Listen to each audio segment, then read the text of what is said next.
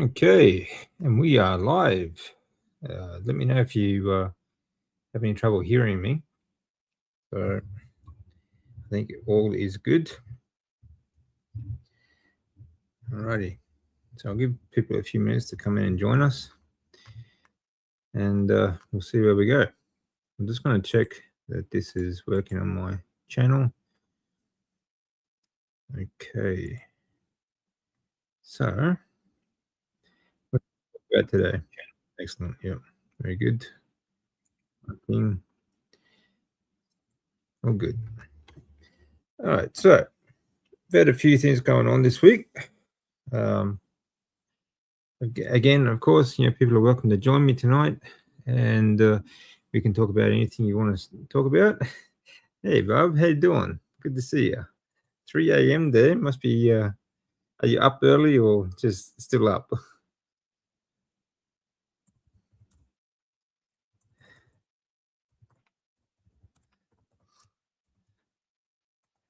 Hey, Laney, how you doing? Good to see you. Actually, Laney, I think what I will do is let me see. Let's see if I can. Just want to work this out. It's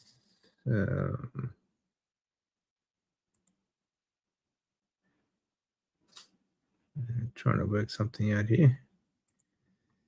How do I guess that? Oh, it's so good. Don't worry about it. Anyway, good to see you, Laney. Glad you're here. And yeah, Bob, how you doing? From Grandma Crochet Corner. Anyone who doesn't know her, actually, she, go over and check her out. She does a live every day, just talking to people, and she makes some music on Suno and stuff like that. So it's kind of interesting. It's a lot of fun. So there we go. How you doing? Good to see you. So it's good to see everyone come and join me today. I really appreciate it. So what we're going to talk about today, people are welcome to join me today as well. Even you're just trying to rehydrate. It's been a big day. It's been a hot day too. So yeah. Let me see. There we go. Jonathan might be joining us very soon as well. And if for those who don't know, he's one of the best nutritionists out there in the world at the moment from Carnivore Muscle. And so we'll be talking a bit about nutrition.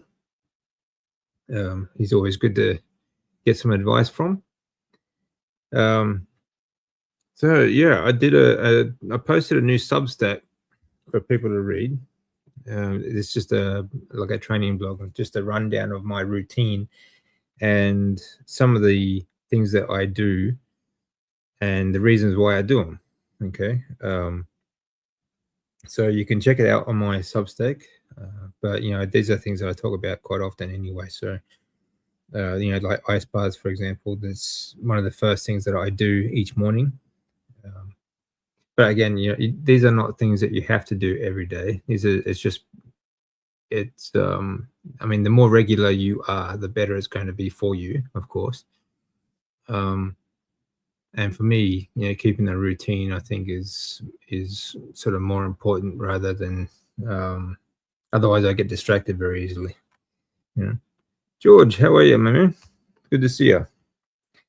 At work, but listening, yeah, and as best I can. Yeah, good boys to get heaven. Jonathan gets everywhere. Yeah, Jonathan gets everywhere. He's a hard-working guy. Yeah.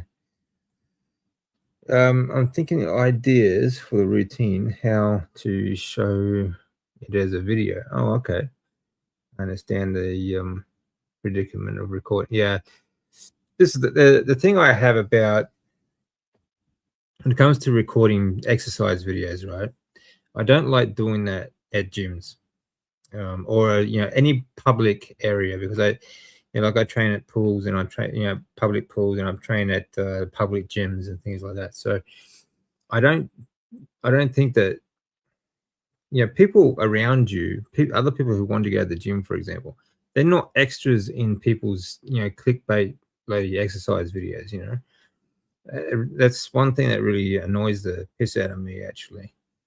But yeah, tripod idiots. Yeah, yeah, exactly. And they set up, you know, they set themselves like they set up a whole damn studio in the gym, they own the place, obstructing other people from not only using the equipment themselves, but when they put them in their film too, or in their videos, and sometimes they're quite often they make fun of them too because they either don't understand the exercise they're doing, or the person might not be doing it very well. But either way, it's none of their goddamn business. So really, nothing really annoys me more than that sort of bullshit. Yeah, honestly,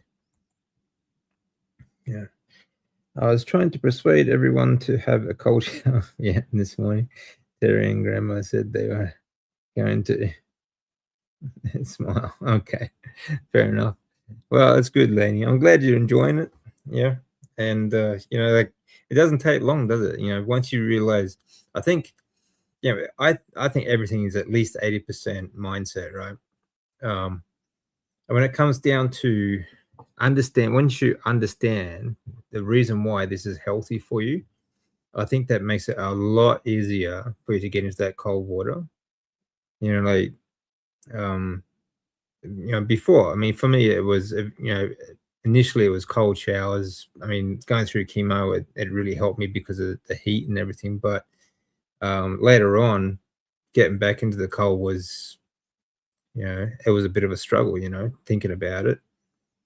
Um, but now, like, I love 0-degree ice baths, and I'm actually trying to get it colder because it's just, I don't know. It's just the mindset. Once you realize how good it is for you and what it does for your body, you want to keep that shot going. You want to keep it, keep pushing yourself, keep testing yourself. But like I've always done that with like training and stuff like that as well. I lasted in the cold part, okay, of the shower for about 15 seconds. Well, it's a start, it's a start. Don't be too hard on yourself, all right? 15 seconds is a good start, you know. But remember, like, you should be finishing on the shower with the cold, okay? So if you start with a hot shower, finish it with a cold shower. Like, even if it is the last 15 seconds, just, you know, turn off the hot and go straight cold if you can. But don't be too hard on yourself. Like, it takes just a little bit of getting used to it. It's all about, okay, there are a lot of very good physiological health benefits to cold plunges or cold therapy. Okay, but on the other side of things too, like we're talking about, being 80% mental. A lot of it is training your autonomic nervous system as well, because you are training. Actually, we were talking about this with Thomas Seeger the other day as well. When you train your nervous system, you get that one shock, the shock to your nervous system, your autonomic nervous system. You get a slight cortisol increase, right? Which is another good reason to do it first thing in the morning, because cortisol is actually your wake up hormone. That's what wakes you up. It's like having a shot of coffee. Okay. But you are training your autonomic nervous system, or you're training how your nervous system responds to different stresses. All right. So that stress first thing in the morning, you're training yourself to try and not only get into that stressful situation, but to stay calm in that stressful situation, and that trains your autonomic nervous system to control your heart rate and your blood pressure through stressful situations. And it won't be too long before that sort of that that momentum goes with every other stressful situation. All right. So you stress yourself in the morning, do you get your ice bath or whatever, cold shower, train your nervous system, and then the rest of the day, all these other stresses, they seem to be a lot easier to deal with. Okay. because you have controlled your nervous system. You've shown your body, or you've told your body to relax your heart rate and to breathe properly while you're in that situation, and that will transfer into other stressful situations. There was actually there was a study done similar to this back in 97, actually 1997, where people would jump out of an airplane with parachute, obviously, okay, parachuting, first timers to advanced, right? Um, and the first jump, obviously, everyone was freaking out, right? But each jump afterwards, they were training their nervous system to um, relax under pressure, to relax under that stress, right? And each jump they did afterwards that day, their cortisol levels would get lower and lower and lower. And that's what you're doing with your nervous system. You are training your nervous system to deal with stressful situations. There's a lot of great benefits to it. Yeah. I think I'm annoying George now.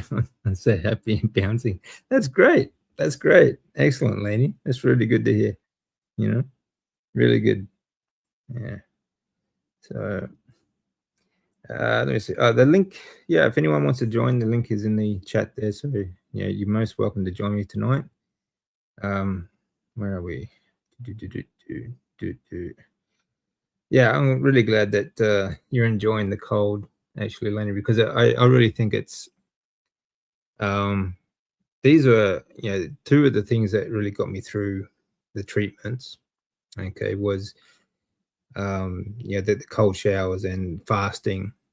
Because at the time I really wasn't aiming for anything. It just made me feel better at the time.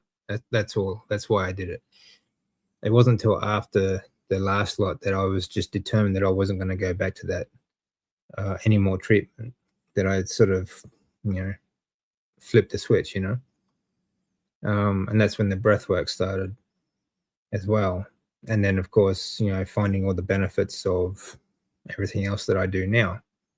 But I think it is really important that I think cold therapy, even just cold showers, should be standard of care, especially for cancer patients. But I think it's great for everyone, of course, for different reasons. Yeah. Let me see. DC is good for lymph nodes. Mine are damaged from radiation. Oh, is it good for lymph nodes? Yes, it is. Yeah. You're not going to get. I mean, I have follicular lymphoma, right? I've had a lot of damage over the years. I did 3 years solid, heavy dose chemotherapy. My lymphatic system was, very damaged. All of my organs, were extremely damaged. I only had one kidney working at 12% when I was first diagnosed. I had fibrosis, organ damage on all of my organs. So, but that's, everything's just getting so much better and better. And it's like, it continues to heal that now. I'm 11 years in remission from a disease they said has no cure.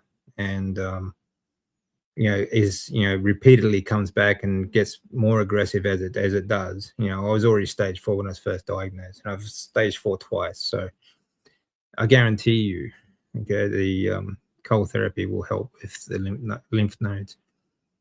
In that article, I was talking about some of that research that came out back in 2023 and 2025 from Columbia University.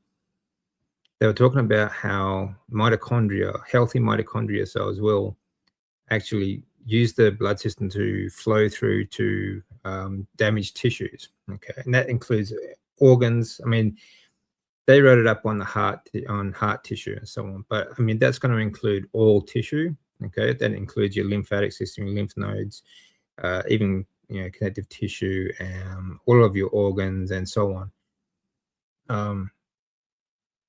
Like recently I had Actually, my lymph nodes were all malignant tumors as well. They were all 3 times the size of what the normal healthy size was. But my organ health now is like it's amazing compared to where it was. Like I had my left kidney when I was going through treatments was about the size of a pea. Okay, literally the size of a pea. Now, recently, about 6 months ago, scans done or ultrasounds done on both my kidneys. Like my oncologist believed that my left kidney was never going to be anything more than just like a cheerleader for the right one. Okay. And just it would never get any bigger than that sort of pea size sort of kidney. But it's almost the same size as my right kidney now. So yeah, it's amazing how much your body can recover from these things. Okay. So yeah, but like I said, do all these things. Like I have eight. I actually have 8 habits, science-backed habits. Okay, you can have a look at the video. It's called 8 Science-Backed Habits That Saved My Life. Okay, and I talk a little bit about each one. But the top 3, okay, my non-negotiable top 3. Okay, obviously diet's one of them. Breath work and ice baths. Okay, or cold therapy. It doesn't have to be an ice bath. It can even be just a cold room. Okay, these studies that there are other studies when I'm talking about cancer, for example, and activating or mobilizing brown adipose tissue. Human studies that were done on people just sitting in a cold room of just 14 degrees overnight for 24 hours showed brown adipose tissue activation, okay, which means he's going to get the same benefit as all the mitochondria and everything else. But it also showed that the brown adipose tissue takes up the blood glucose or the glucose from your blood exceedingly fast, okay, faster than cancer cells can actually take it up. Cancer cells thrive on glucose primarily, okay, and they actually showed that this inhibited tumor growth in these human studies, okay. Then they did another one at 21 degrees for 7 days for people, okay, and it had similar results. So it doesn't have to actually be a cold shower or a ice bath, okay, but they are more effective, and you can do it in just a few minutes rather than like a cold room for 24 hours or a week, okay. Oh crap! I did it backwards. Okay, yeah. Don't start cold and then finish hot. All right. Hot is good. Okay. It also helps to stimulate your lymphatic system. So and sort of help. It also mobilizes ketones and things like that. But do it first. So if you have a sauna, or if you have a hot bath, or if you have a hot shower, do that before you do cold. Okay. It's all about timing. Everything's about timing. All right. Think of your body like a clock. All right. Everything needs to run on time. So if you're going to do hot and cold therapy, do the hot first, then the cold. All right. I need to do it after a week. Yes. Yeah, not before. Yeah, not before sleep. I mean, in summer, it might not be a bad thing. I don't think it's that bad. I mean, it depends on what you are doing as well. For most people, for athletes, not so good, who are trying to build muscle, for example. Okay. But there's no harm in having a cold shower before you sleep either, because when your body's cooler, it might actually help you to sleep better. Okay. So there's no harm in doing that either for you, Barb, especially. Like first thing in the morning I think you're going to get the more benefit. Okay. But there's nothing wrong with doing it twice. You can do it morning and night. That's all good too. Okay. Terry, I'm finding help. My legs and aren't swelling as much. That's good, lady. Yeah. Because yeah, again, okay, like the carnivore diet, for example, it does lower inflammation, all right? It's I mean, there's a lot of benefits to the carnivore diet, but all of these benefits you get from the carnivore diet, you also get from breathwork and cold therapy. Okay, they all work synergistically. All right. Um, so you can really speed up your results, your either weight loss or metabolic health, all of these different results or goals. You can speed up a lot faster if you take on these few extra modalities that really don't take a whole lot of time. Okay. None of these things take a lot of time. It's not a big time commitment. You can do grounding and breath work all at the same time and get sunlight, for example. All right. So you're setting your circadian biology up. If you have an ice bath outside, great. If you have a cold shower, that's fine. Have a cold shower, then go outside and do your breath work. All right. Like 20, 30 minutes first thing in the morning. Everyone can manage that. You can get eight science-backed habits all in that 30 minutes. Okay. You're going to be buzzing all night. Yeah, maybe. uh, I've started to do it in reverse. Okay. Turn the shower on, but get straight in before it actually warms up. Yep, not bad. About 30 seconds of gasping before it warms up. Yeah.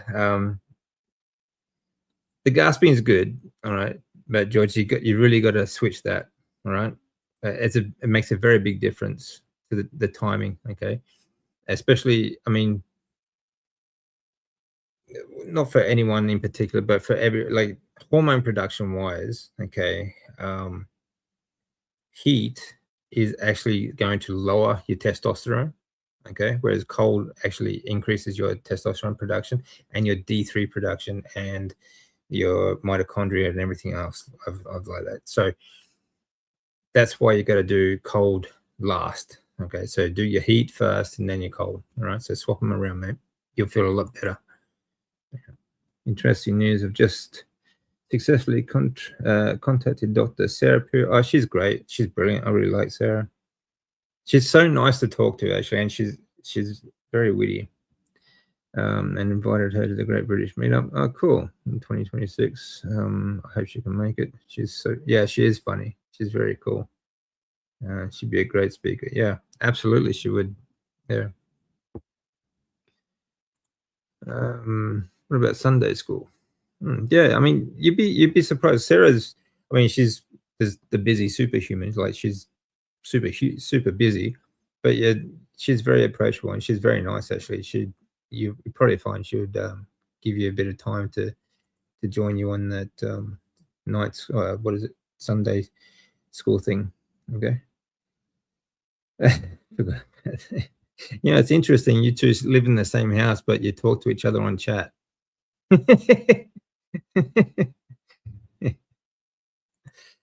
Josephine, how you doing? Yeah, it's good to see you.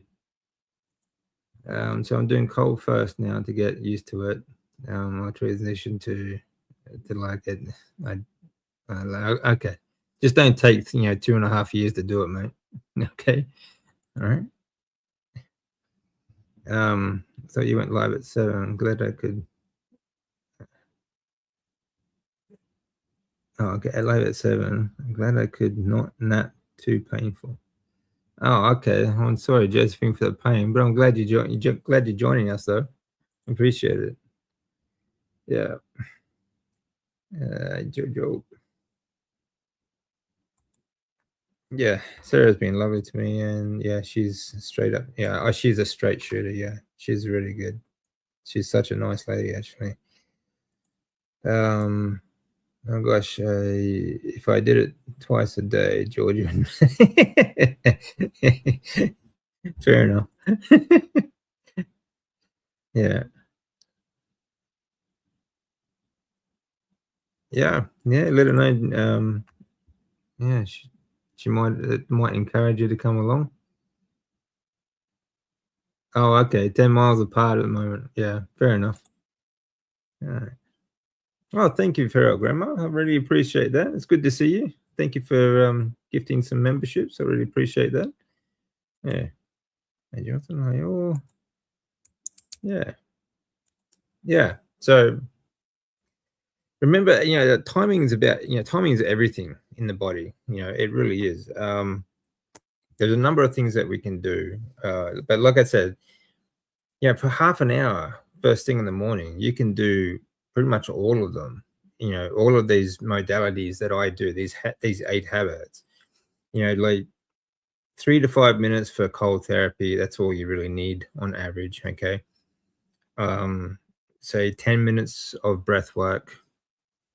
Uh, while you're doing the breath work, if you're doing it outside in the grass, like grounding, getting sunlight. Okay, it's another one.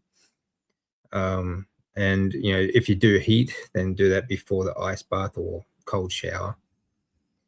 You can be one and done in 30 minutes. Honestly, it's really that quick and that easy. And then you got the rest of the day. I like to practice different breathwork techniques throughout the whole day because I think it's very important to be conscious of your breath for one. Okay, but there's always situations where there's always like you read the news or you have a look at whatever, see what's going on around the world. Um, but, breathing will control your nervous system. You can. It's the only conscious way for you to uh, well train and also control your nervous system so that you can stay calm, stay more relaxed, and enjoy your life a bit more too. We don't have to be gym junkies and spend our whole day at the gym sort of thing. I think people waste a lot of life doing chasing after these the like fitness industry sort of goals. Yeah. Back's being mean to me. Oh, that's not good, Josephine. And shoulders. Yeah. Um, yeah, in that case, I mean, yeah, it's difficult, isn't it, Josephine? It's really bad. A lot of that, a lot of pain that we go through, a lot of it's sort of, yeah, like the nervous system sort of controls a lot of that too. Heat and cold therapy are both good for that as well. Especially if you do heat first, then cold, then heat, and then cold. Okay, you sort of like going up and down like that. That's another way you can do this as well because that it seems to just totally relax the muscles in your body if you do hot, cold sort of rotation like that. But always finish with the cold. Okay. Um, and of course, controlling the nervous system because the nervous system it really holds on to pain. It really does, and it makes it actually will spasm muscles in like around injuries and things like that. That will um, rather than relaxing and letting the blood flow and allowing the injury to heal, the muscles will actually contract and can actually make that very painful indeed. So just finished an hour walk. Well done. Excellent, D. Good job. Still cold over there? That'd be a nice walk out in the snow if it's snowing over there. Yeah, yeah, sounds good. Does sound good. Let me see. Goes on the heel, rubber sole shoes. Goes on the heel of rubber sole shoes. Okay. Um, I'm not keeping up with that one. Spotted the thing on one of the short videos. Spotted the thing on. Let me see. I'm not keeping up with that one. I'm not sure what you're talking about there. Just spinning a few miles. Yeah. Yep. Maybe inside treadmill. Yeah, cool. Oh, okay. An hour walk on the inside treadmill. Maybe a bit cold outside. Maybe. Fair enough. Do you know Susan in Victoria? She's at High Country Homestead. No, I don't know her, mate. Um, no, actually, I've never heard of her. honestly. Sorry, just noticed I got the wrong beautiful grammar. Fair enough. Hmm, yeah. So great. I mean, like, actually, I was talking about before the routine. Yeah, and the starting my routine each day. I have like you get comfortable with the cold. You get very comfortable with it. But like Dr. Thomas said, you don't need to do this. You don't need to overdo it either. Like a lot of people, whenever that we start something new as well, we all get excited and we like, oh, I want to, do as much as I can, sort of thing. So like, people first join the gym, like they have to do everything all week, sort of thing, and then they sort of can't walk for a week or two. Um, it's, like I said, 3 to 5 minutes. It doesn't have to be every day. For me, it works best. I mean, the more regular you are, obviously, the more effective it's going to be. Um, but I'm very comfortable at 10 minutes now, 10 to 15. But anything more than that is really a little bit too much. You can, I mean, the longer you do it, the more recovery your mitochondria need. Okay, so um, it really just it's something you have to regulate as well. It's not like, okay, this is comfortable. Let's go longer, sort of thing. Is You can do it every now and then, like go even once a week if you do like a really long one. Um, but there's really you just don't need to. There's really no need to do that. So 3 to 5 minutes is pretty. On average, is pretty good. Um, it's the same with heat. Like unless you're sitting in a sauna, like you can sit in a sauna for uh, quite a while, but I don't think you need to overdo that either. I don't think you should be there for 20, 30 minutes, sort of thing, right? Like 10, again, 5, 10 minutes, even 5 minutes is enough really for most people. Um, and depending on that, of course, the temperature and things like that as well. So yeah, you don't need to go overboard.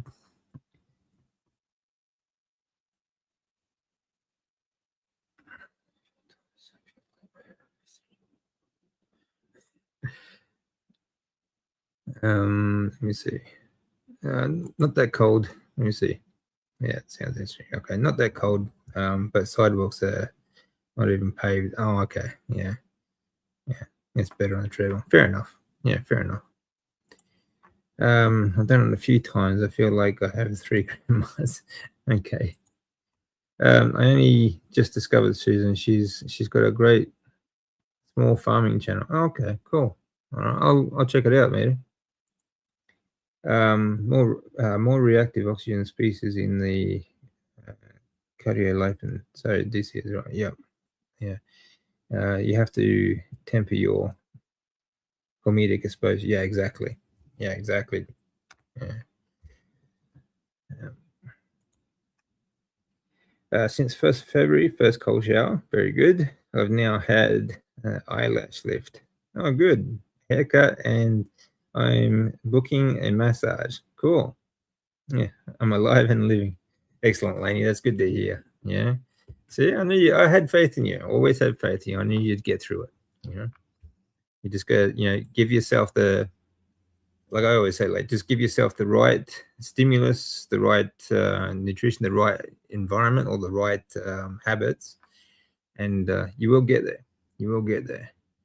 It's really not as difficult as I know a lot of people make it sort of like a big deal out of it, but it's honestly it's really not that difficult. As none of it is overcomplicated, really. And I know everyone loves to know the science of everything, but yeah, these are just simple modalities, honestly, that really don't cost anything, really, do they? Um, I mean, sure, you might spend a bit of money buying an ice bath, but apart from that, you know, it's really not that bad. I spent just over $1,000, and like I use like old ice, like old milk containers I just fill them with water and put them in the freezer, and I fill the ice bath every morning with ice. I don't have to buy ice, so just keep refreezing it after each bath. And it's very cheap, very easy. You know, it's really not a big deal.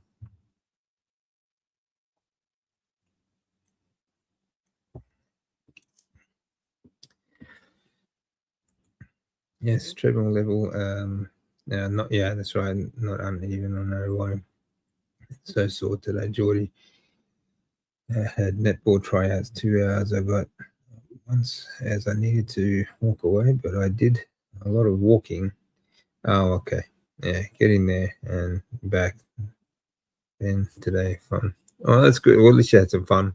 But yeah, hopefully you recover pretty quickly at Josephine. Yeah. George, I need an ice bath for my birthday. Yes, definitely. George, got to get her an ice bath, mate. You can get actually, honestly, some of them are like very, very cheap now too. Mine's an inflatable portable one, but it has a cooler. All right, so it has you can buy them with a cooler. But I still use the ice because I don't want to run the cooler for 24 hours for it to cool down, sort of thing, right? Because it does take a while for it to. But it's also good to run it while you are, at least for, say, I run it for about 30 minutes before I jump in, sometimes 60 minutes. But it's just that way, it's just filtering the water as well. It's circulating the water and it's filtering it. But I put the ice in and then I run the bath for about 30 to 60 minutes and then I jump in the ice, and that way it's great actually. It's very effective and a very cheap way to do it. But the ice bars that Thomas Seeger makes, like he's an engineer. They've started making those Morozko ice bars.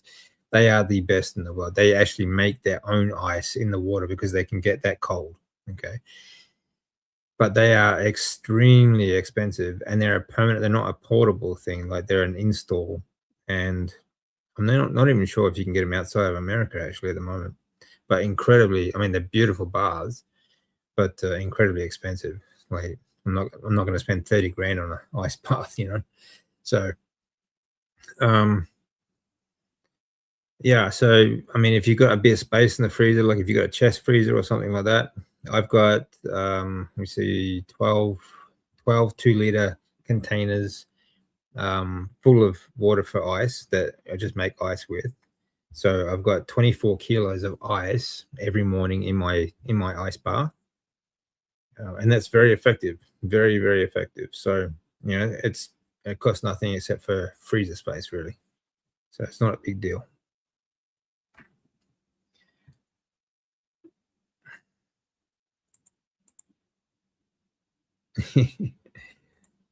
Yeah, people are buying buckets of ice. Yeah, I again, like, seriously, like, I don't know why they keep buying so much ice. Honestly, you can make it yourself, but you can get like these portable ones that you can take to the beach. A lot of people do that as well. They go to the beach, they use seawater, right? They're just $50, flimsy plastic sort of ice baths, right?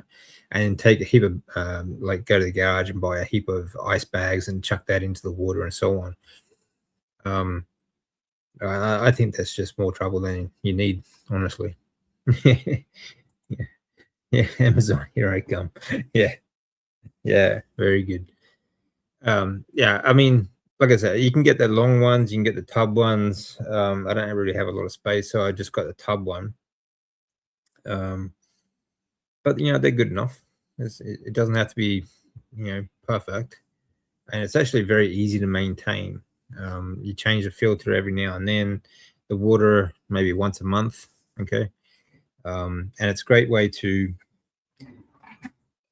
also get electrolytes because I put magnesium salt into my water. Now, if you have like the Morosco Forge ones, they're stainless steel, so he doesn't use salt water because sort of sea salt in the water, because it sort of ionizes with the equipment and so on. But with mine, it's mostly plastic stuff and rubber, inflatable bath tub, so it's not really going to make any difference.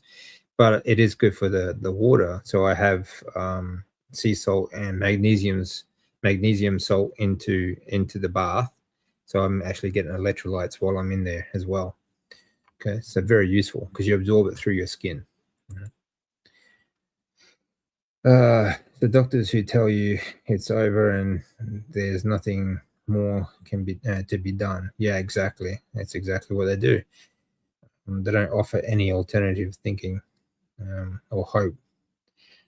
Well, yeah, I mean, thanks, George. I do, because that's exactly what they tell me too. It's like that's what they tell everyone, that there is no other way but their regime of treatments for a start.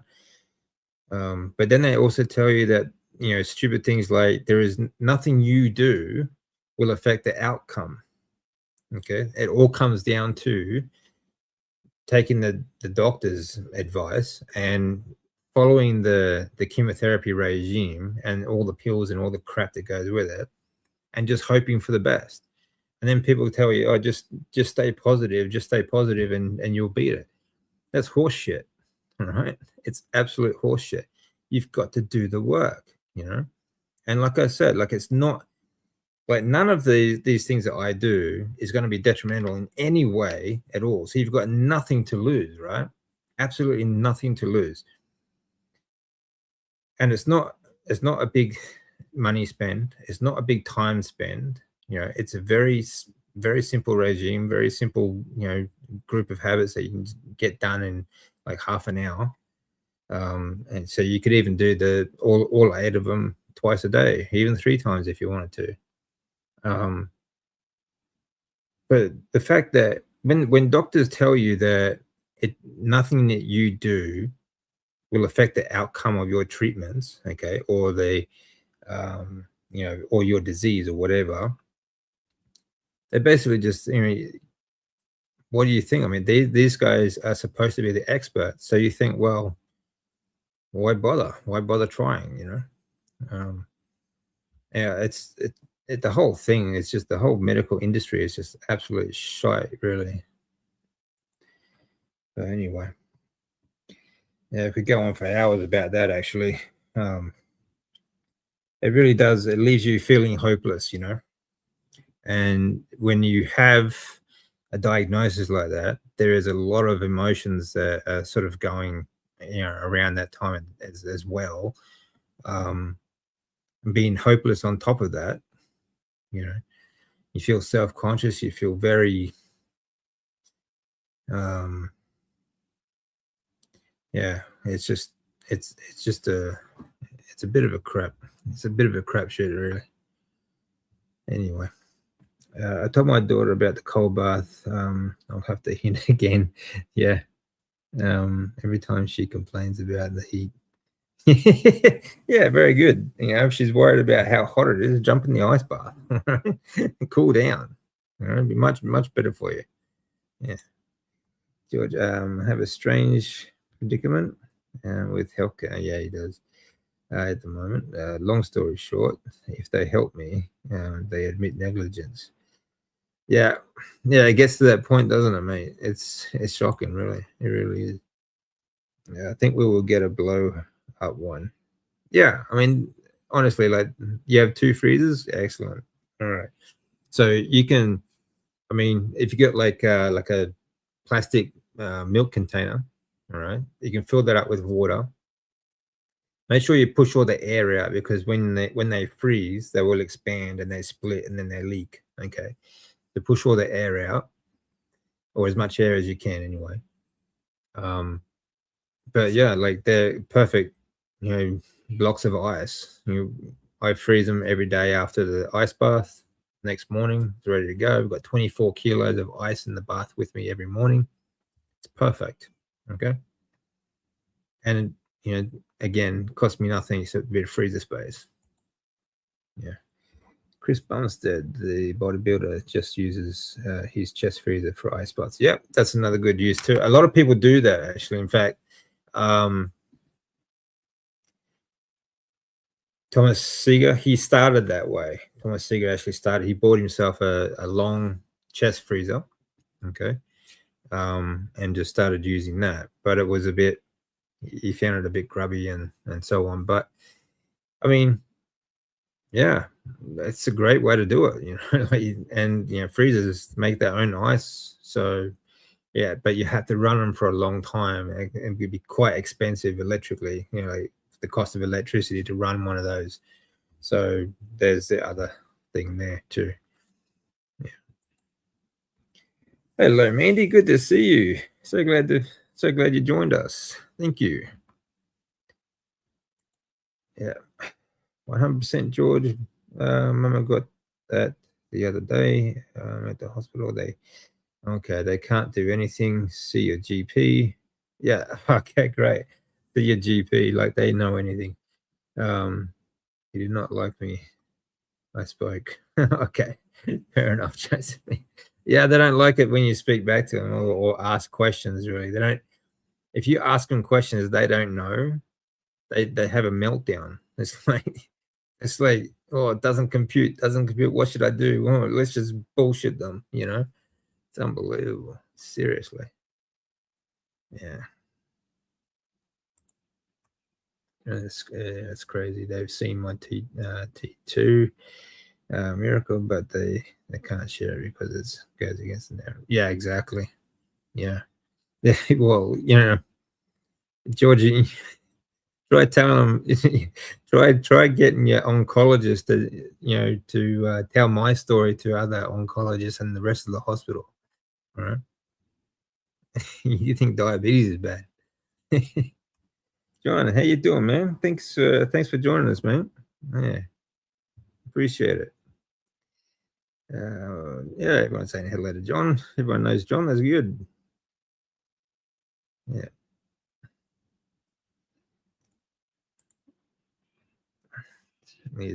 Yeah. You're very welcome, Laney. Totally understand. I've died many times under the hands of a doctor and come close many times and question everything. Yeah, I agree. Me too. I've been through all that myself. That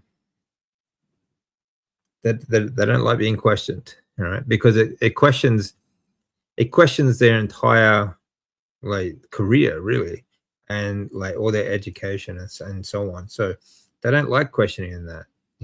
Most people don't. So there's very few people that actually, continue to learn and grow outside of academia. So Annabella, great to see you. I'm good. I'm great actually. I've had a great day. It's been a busy day, but it's been good. Yeah.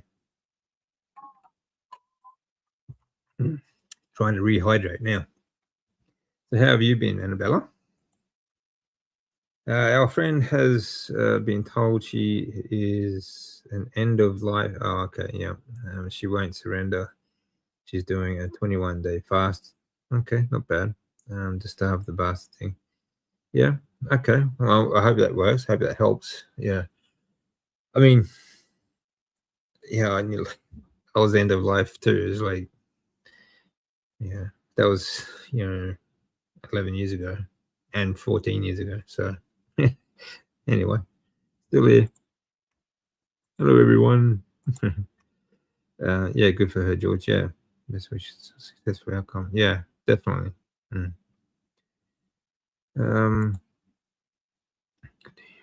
Yeah, it's always good to hear people fighting. Yeah, at least I don't take what doctors tell you as gospel. Like that's all there is, right? I mean, they're wrong like 95% of the time. Honestly, they really are. It's shocking. Thank you, Jonathan. Really appreciate that, mate. Towards the water bill. Yeah. Thanks, mate. I appreciate that. Yeah, I'm going to be away from my phone for maybe 15 minutes. Okay, Annabelle, take care. Thank you very much for the super sticker, Josephine. Very much appreciated. Every little bit helps. It really does help a lot. Yeah.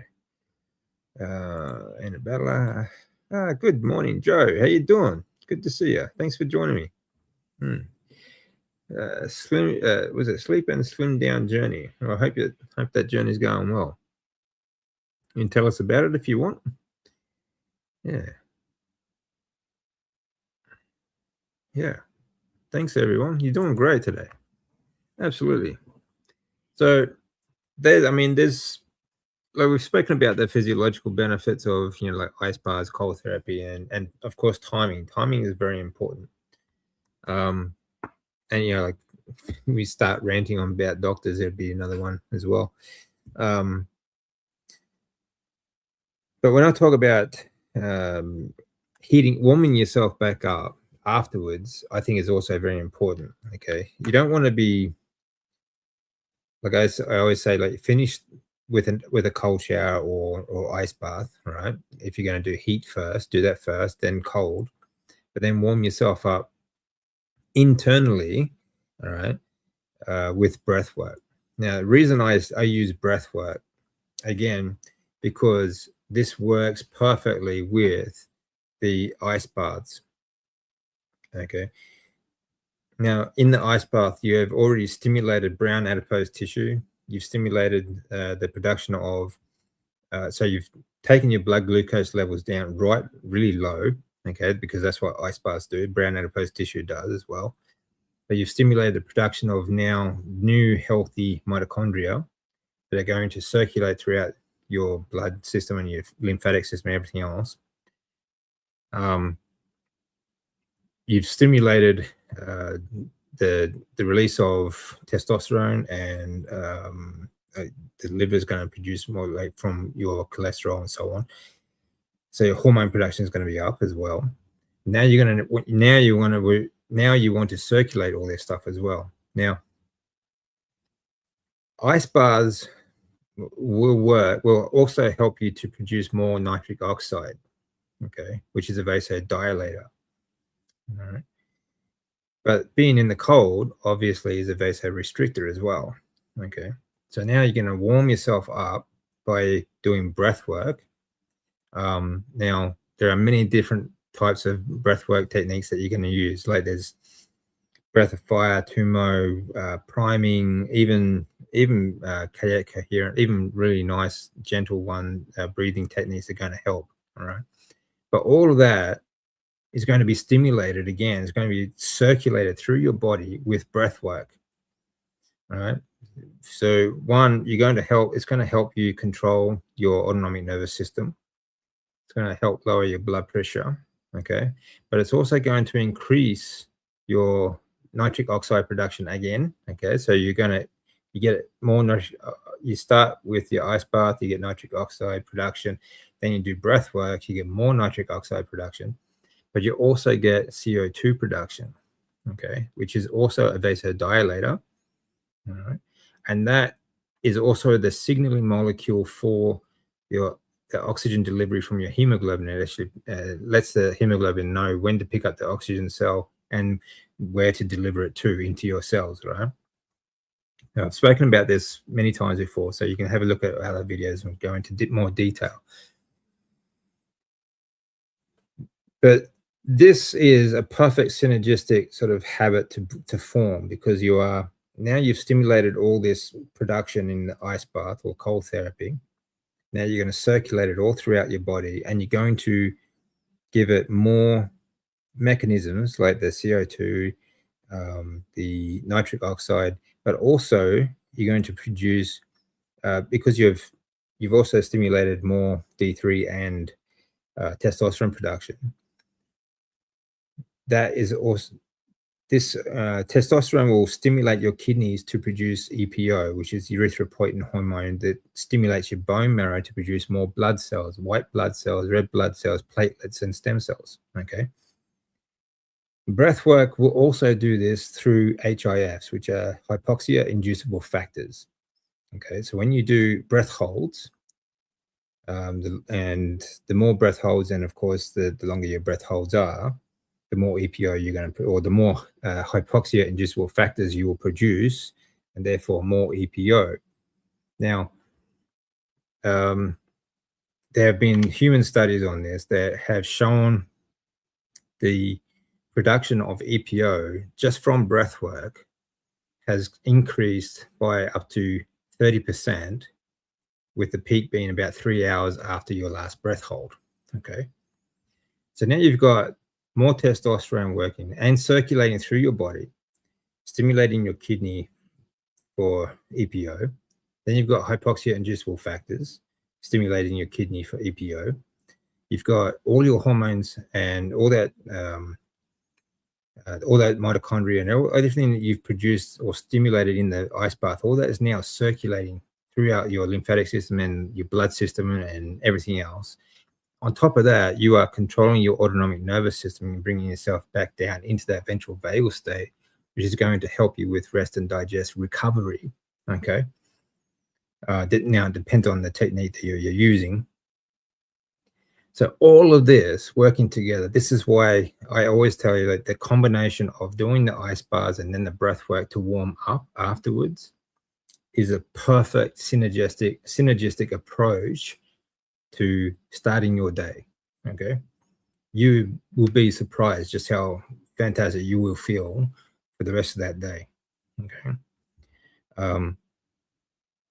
It's kind of hard to explain because I can't tell you how you're going to feel, right? But ask Lainey. She feels pretty good. Right. But again, like how much, I mean, I've written about all these mechanisms and so on my Substack, so you can go check that out as well. But I mean, like, how much proof do you need? Like, I'm 11 years, almost. Let me see. October last year was 11 years. Mid-October, it was 11 years in remission. Then, like, I'm on 0 medications and so on. So, what more proof do you need?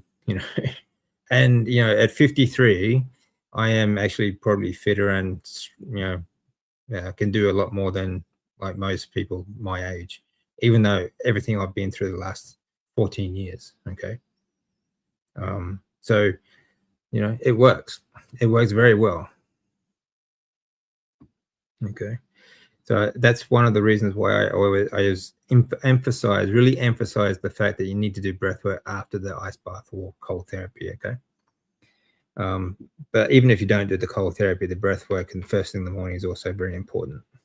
Okay. Joe, thank you for joining me, man. I really appreciate it. Yeah, I really do. All right, Joe, beautiful, Joe, lucky. Let's see. Thank you for grammar. I try and keep up with some of these. I don't need a moderator, I think.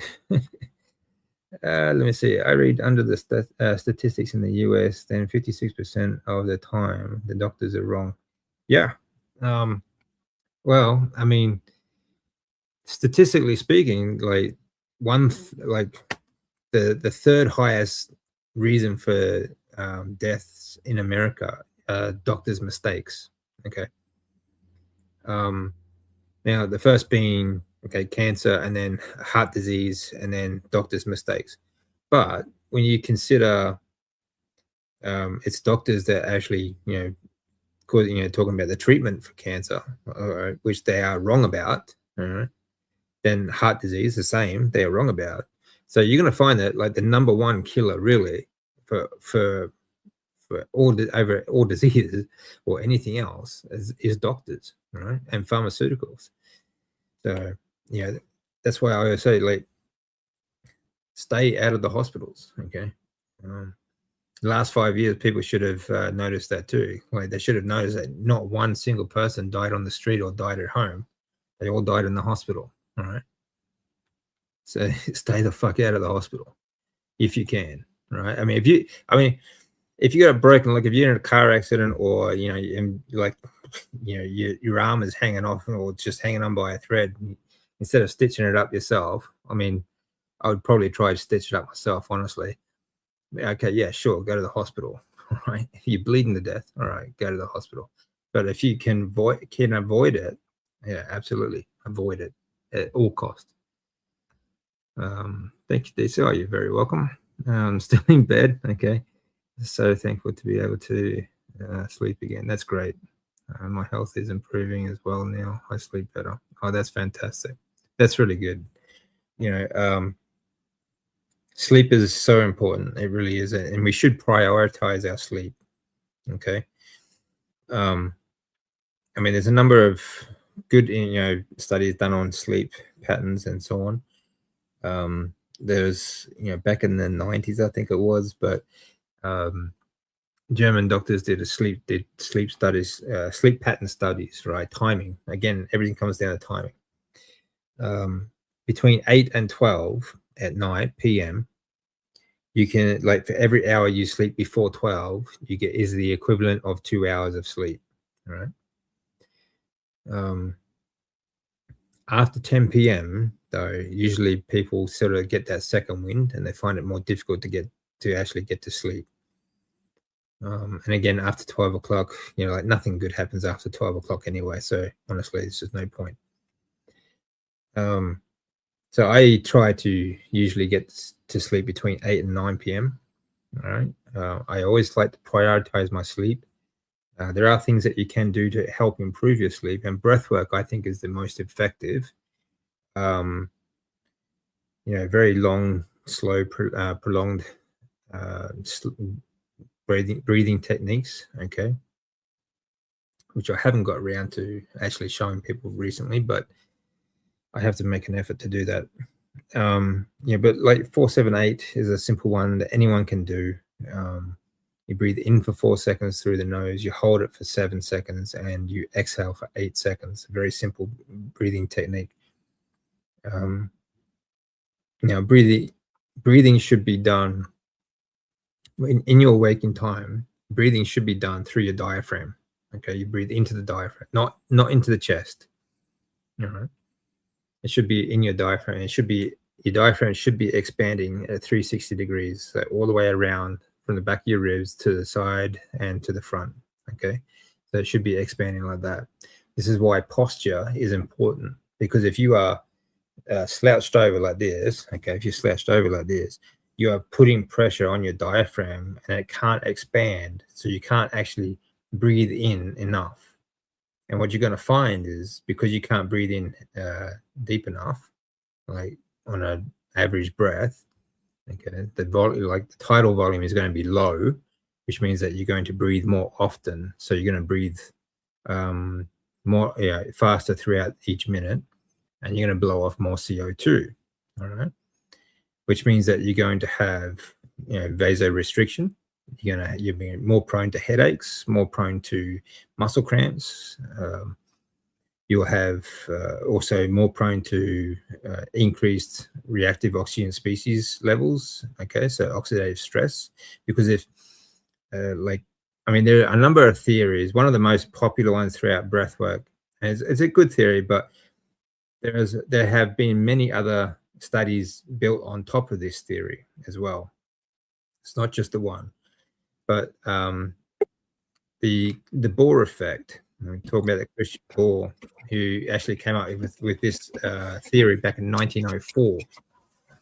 And when you have low CO2 levels, the oxygen can't be delivered to the cell, which means that's going to create oxidative stress. Okay, so then you get reactive oxygen species will overload, sort of thing. All right. So this can be a problem for most, inefficient breathing people. It also affects, your jawline and all sorts of things. So posture is very important, and when it comes to breathing. Jonathan, how you doing, my man? Yeah, not bad. You? I'm sorry, I'm a bit late. It took me about a quarter of an hour just to get the camera synced up. No, so you're I bought good, this man. webcam thinking it'll be like switch computer on, there, but no, I had to use a different browser, so sorted. Yeah, no, it's all good. What have you been up to? Today I just had some breakfast. I've got a chiropractic appointment soon. Going to the gym, going for a swim, doing some client work. Then I might record a video if I'm up for it. Yeah. Oh, busy one. Yeah. Cool. Mm. What about you? So You just got oh, you're going to sleep soon, aren't you? yeah, I will be going to sleep soon. So I Yeah. finished my day, but I did pretty much the same as what you did. Just Nice. been training and doing a few things, writing and so on. Yeah. Been a busy day. Been a hot one actually, but good. Yeah. Yeah. We've got typical English weather over here. It's grey. It's been raining a lot of the time, so Yeah. Yeah, it's it sort of started raining this afternoon here actually, so it's been kind of overcast a bit, but it is what it is. It's just humid though. yeah. It's about 85% humidity at the moment. So Yeah. mm, I yeah. got my temperature gauge working. That was broken in the in my ransacking of my room. So I'm glad about that now. It's stuck on bloody Fahrenheit there. I was getting well annoyed. Yeah. Yeah. Yeah. Yeah, I can understand that. Yeah. Let's have a look at this. I'll get there one day. Talking in these lives helped. Don't understand how, but quite down to the. Oh, okay, quieten down a little. Thinking more about you guys than me. Be what? Yeah, I mean, distracting yourself is good. Actually, having something else to think about other than the pain. Yeah, that actually does work, Josephine. Yeah, yeah. I'm Yeah. sure Jonathan I've would know actually about been that too. Yeah, I've actually been so I put my name down this charity waiting list for like a CRPS pen pal sort of thing. There's someone a bit like you in your sort of situation where you can just chat them on the phone like for half an hour a week. So that finally came through after about 10 months of waiting. So I'm gonna have a first meeting with them, I think on Thursday. We're gonna have a little chat. Yeah, I mean, I think the idea of just keeping yourself mentally stimulated is important for pain relief. People don't, Oh, absolutely. like you said, I Yeah, think you said in the stream earlier, a lot of it is obviously there's a physical side of it. It's like the mental side of it. If you're thinking about pain, you're stuck there, you're not doing anything else, then yeah, you're gonna perceive more pain. yeah, Yeah, that's right. Yeah, exactly. Yeah, that's why I mean. Yeah, for all those years in the bed, like I did anything I could to distract myself. I'd try doing different things, and like you've seen some of those models and stuff that I make. It's it's just things like that. Anything to get your mind off it. It really helps. Really helps a lot. yeah, Yeah. Okay. Need to watch the good ones. Some are fun to watch. Yeah, that's good. George Laney, have the two of you for someone to say do. Okay. Have the two of you or someone say do. Okay, part of a conversation there, I think. yeah. Let's see what to do with things. Yeah. And DC is pushing me forward. Oh, that's good. Yeah. Amazon Babs. I'd like Laney's energy. Yeah, she's great. Yeah, it's Yeah, good. It's great to see someone with that kind of bouncy energy is going well. So yeah, yeah, together strong, sharing experience, strength, and hope one day at a time. Yeah, exactly. One day at a time, mate. You just got to, I mean, deal with how you feel on that day, and that's all you can do. You're gonna have your good days and your bad days, so you just deal with it as it comes. So that's all we can do. Yeah, suggested to friend about pre-planned the end of her fast. Okay, having the best items on hand. Yeah, I think I'm part of a conversation there. Joe's apocalyptic stuff this week, but I usually don't like their zombie shows. Okay, zombie shows. Hey, Annabella's back. Nice of you to join us, mate. Yeah, she has the best work with. Trying to catch up with some of these comments, guys. So just bear with me for a sec. So I'm just trying to work out which ones conversations or something else. yeah. It's a bit challenging. It's good Yeah, that there's a community it can growing be. though, because it's all Yeah, regulars and yeah, can be. Yeah, she has the best working with her. I think you probably know her. Okay, so there must be a conversation going on there. some of the reincarnation stuff is cute, even if it doesn't mesh with my face. Okay. So I guess you're talking about someone else's channel, and they do some reincarnation stuff. Yeah, I watched a lot of that sort of stuff actually when I was going through treatments, because I just wanted to know honestly, like, is there anything after this, And I was like, it's just, I guess you get curious about that stuff. So I watched a lot of that stuff. Japan has a lot of great sort of mystery shows, and they talk about afterlife sort of stuff a lot. So I don't know how you guys feel. How do you feel about that, Jonathan? I think this is just a temporary space that we perceive at this exact time. I think we do, well, I think we do have a spirit. And it's not just isolated in this time that we're speaking right now. I think we're ongoing, if that makes sense. I guess if you had to describe my religious belief, what most closely aligns with what I think is pantheism. So it's the idea that we are all God, and God is everything, and we are all here, and everything is here. But it's not. For example, I've got like a cross on my chest, sort of thing, like a necklace.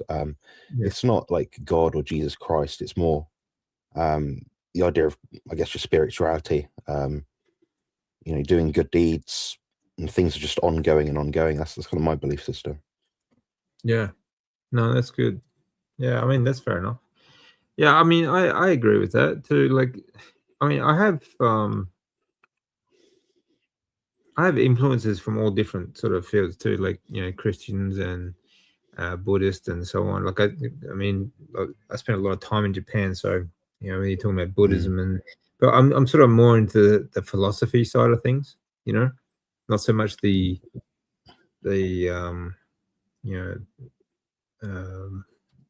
I don't know, like organized religion sort of stuff. But I do believe in the philosophy side of things, and I do believe that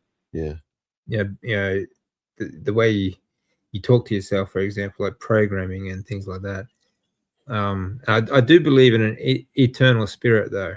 Like, our body's like a temporary sort of state, because nothing is permanent, right? There's nothing in the universe that's permanent. Everything is always evolving, always changing. Even things that we go through, our experiences in life, none of it's permanent. And every day is different. So I do believe it. There is like an ongoing sort of thing after this. I think there's too much for it to just end, just be nothing. So yeah, it's funny. I mean, it talks about aliens and other stuff being here before we were here. You think how much technology, power, information they'd have to have in order to do that? Like for a spacecraft, they've done sort of calculations, scientists, for a spacecraft to come in from outer space, arrive here, they'd have to in order to actually just slow down from the nearest star or whatever, they'd actually have to burn up the energy within our solar system to get here. So there's something else going on. If someone believes in aliens, you'd have to accept that there's something else going on. Oh yeah, for sure. Like, I mean, if there wasn't other people, in different parts of the universe and so on, it'd just be a big waste of space, wouldn't it? Like, it has to be more than just us, and it certainly has to be more than Chances are, there's life. Yeah, there's life everywhere. So, I think there's a lot more. I mean, we just really ignorant. we have a very limited understanding of everything around us. So I think it's that's all it is. I think we just have a very limited sort of scope on things at the moment. Anyway. I tried doing a longer cold shower. Okay. I just wasn't feeling it today. Well, that's all right, Annabella. Like I said, you don't have to do this every day, right? It's not an everyday thing. You don't have to. I mean, it's good if you can, but you don't have to. I did I did run some cold water over me. Okay. I've had such a busy day and felt sore. Fair enough. Yeah, I'll try longer tomorrow. Yeah, yeah, good. And like when you're feeling pain too, like cold does help because inflammation is part of all that pain as well. You lower your inflammation, and it's going to help. But again, Yeah. when you're talking about blood flow afterwards, breath work, get those vasodilators moving and everything else. So yeah. I'll have to look up Dr. Clemens. That's an unfamiliar name. Yeah, Clemens. Yeah, very important. Yeah, actually very knowledgeable. So, Yeah, great I piece. met her a few years back. She's very very clever lady, but Mhm. I say her limitation, it's her prerogative, whatever she does, but her sort of thing is she doesn't get out there enough. Mm, She's very yeah, maybe shy, maybe, I don't know. yeah, it could be that maybe. Mm, You don't really see her around much. Mm, no, no, it is what it is. Maybe she's just busy doing other things. More important things yeah, to her anyway. that's true. Let's see, are Yeah, you going live on Saturday morning? Yes, I am, Lenny. I will be. 9:30 this out my time anyway. Yeah. Wendy, she's very well known actually, but yeah, doesn't get out around all that much. Jojo, yep, conversation with Jojo and George. Good to hear you. I'm definitely learning how to sleep better at 50 years. No healthy sleep routine suffered forever. Yeah, with insomnia, anxiety, mental stress. Yeah. Um, yeah, I cannot have silence. I need noise. Slow progress. Well, that's and there's nothing wrong with that either, Mandy. Like I actually sleep with frequencies playing. Actually, like 432 hertz. Some people like white noise. They'll have white noise playing while they're sleeping. Okay, that can actually yeah, help. So there's nothing wrong with needing a bit of noise to help you sleep. I would try that. Try either yeah. white noise or 432 hertz is really good to help you sleep. But it's 432 hertz is supposed to be the frequency, like the natural frequency of the planet. So when you are grounded, for example, even though you get an electromagnetic energy, that is the frequency of the Earth, and this is where cardiac coherent breathing actually started as well. Like when you do 5 seconds in, 5 seconds out, you naturally, when you are walking, for example, we tend to get into that natural frequency of breathing, which slows our heart rate and brings us all in line with the planet. So that's where like grounding and walking is very good, but it's actually the breathing that's more beneficial, or the beneficial part of the walking. You know, so if you just like sit in the grass and just do 5 seconds in, 5 seconds out, and just appreciate the surroundings, it's just as effective. So, and I mean, there's actually quite a lot of research done on frequencies, like frequency healing. Some people Mm, have used that as well.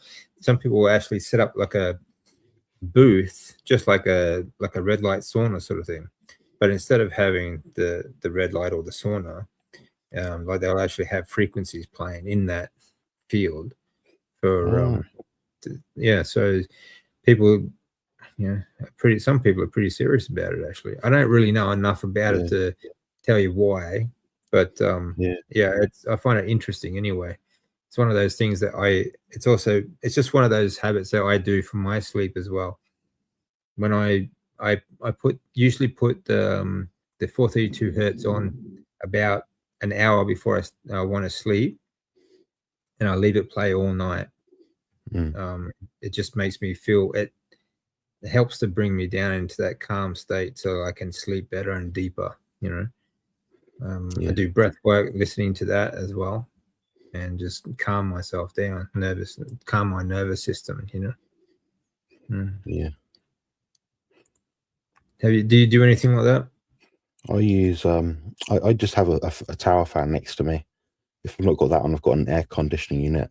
Um, that's largely it. I mean, if I wake up in the night and I can't get back to sleep, I'll put a podcast on. But yeah, I mean, I'm interested in this. Is it like sound or frequency therapy? I think they've got something like that near me. Maybe Basingstoke or something, like I don't know, 40 miles away. I know they do sensory deprivation booths. Yeah, that might be good. Trying to get my mum to take me for a few years now, but it's her idea of hell. So fair enough. yeah. Yeah, I mean, I mean, honestly, like over the last 14 years, I've just been interested, like looking for so many different things that might help, and these sorts of things really do interest me a lot. I never really thought about it beforehand, of course, but you know, when I was especially when I was a teenager, there would be times I just didn't sleep for days. Like I would be just wired all the time, you know.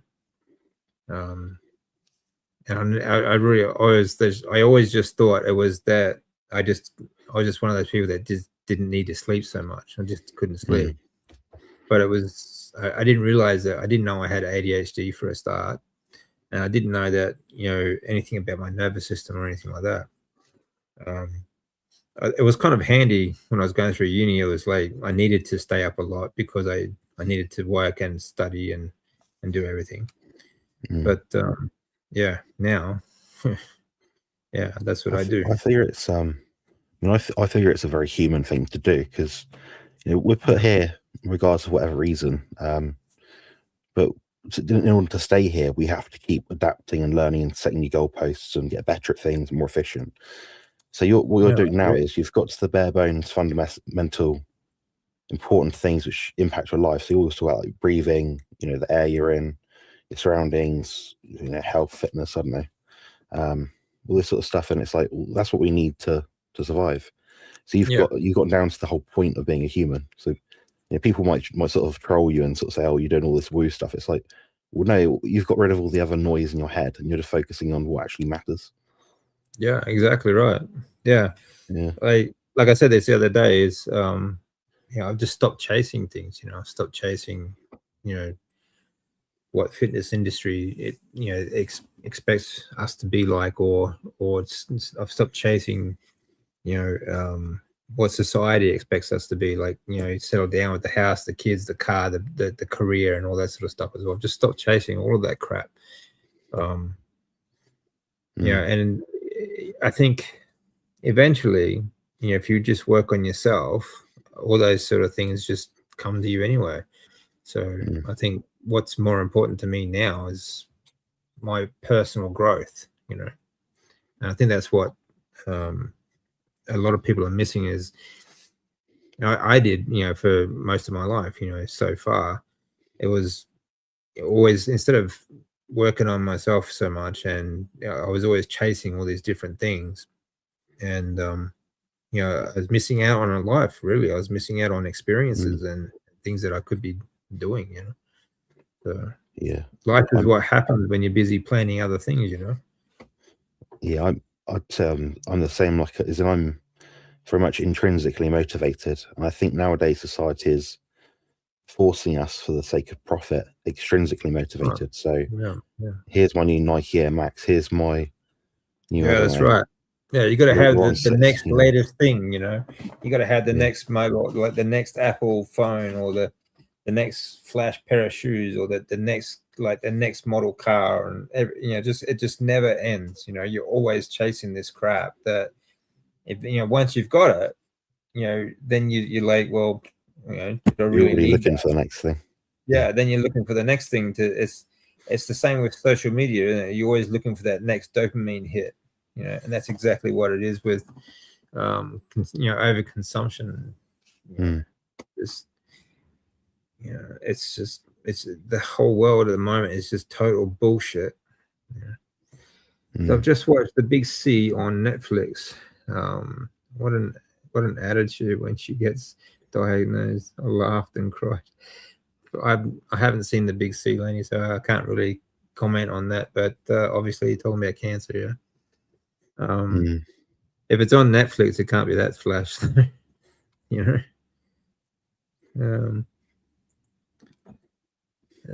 I believe that when I die, I'll go to heaven. Yeah. Okay. I do believe like an eternal spirit. I know that, but to me, honestly, like, I mean, this is just my belief, right? I think that when the body dies, it's pretty much like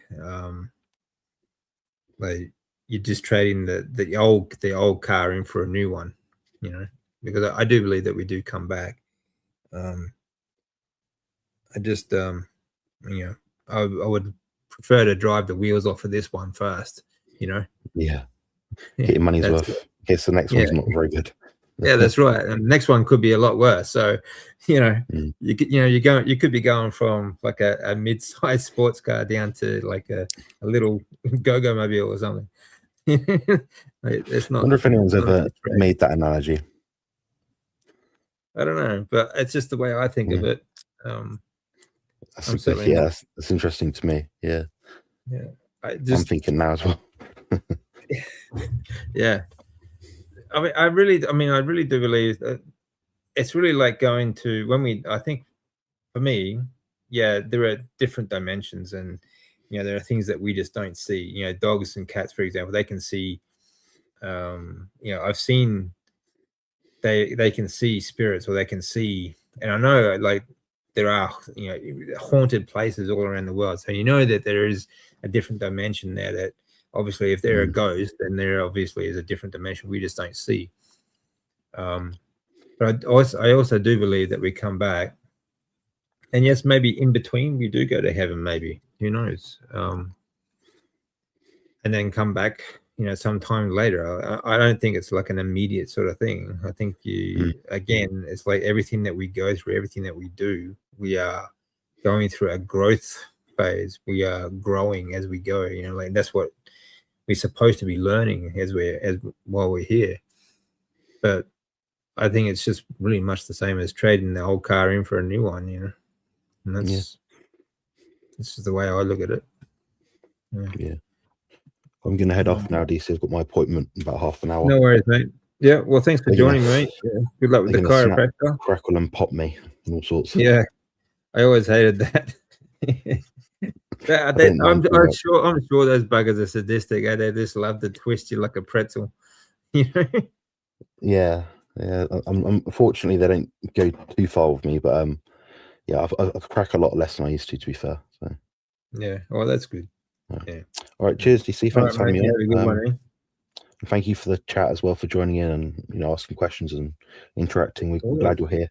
We appreciate it very much. No, I really appreciate having you here, mate. I really do. We'll talk again soon, all right? We'll do, yeah, definitely. Cheers. All right, mate. All right, well, thanks for that, Jonathan. Always good to have you here. I carry the Serenity Prayer. Yeah, that's a good one. Yeah, on my key ring. Lenny bought it from. Yeah, excellent. That's great, George. Yeah, like, don't get me wrong. I love the Christian faith as well. I'm very, very much into the Christian faith, and I read the Bible. The Bible to me is like a kind of like a user manual, for life basically, and for how you sort of get through it. So, I agree. Yeah, getting there, Annabella. Oh, Mandy, Laney. I'm in the same. Okay, I try and catch up here.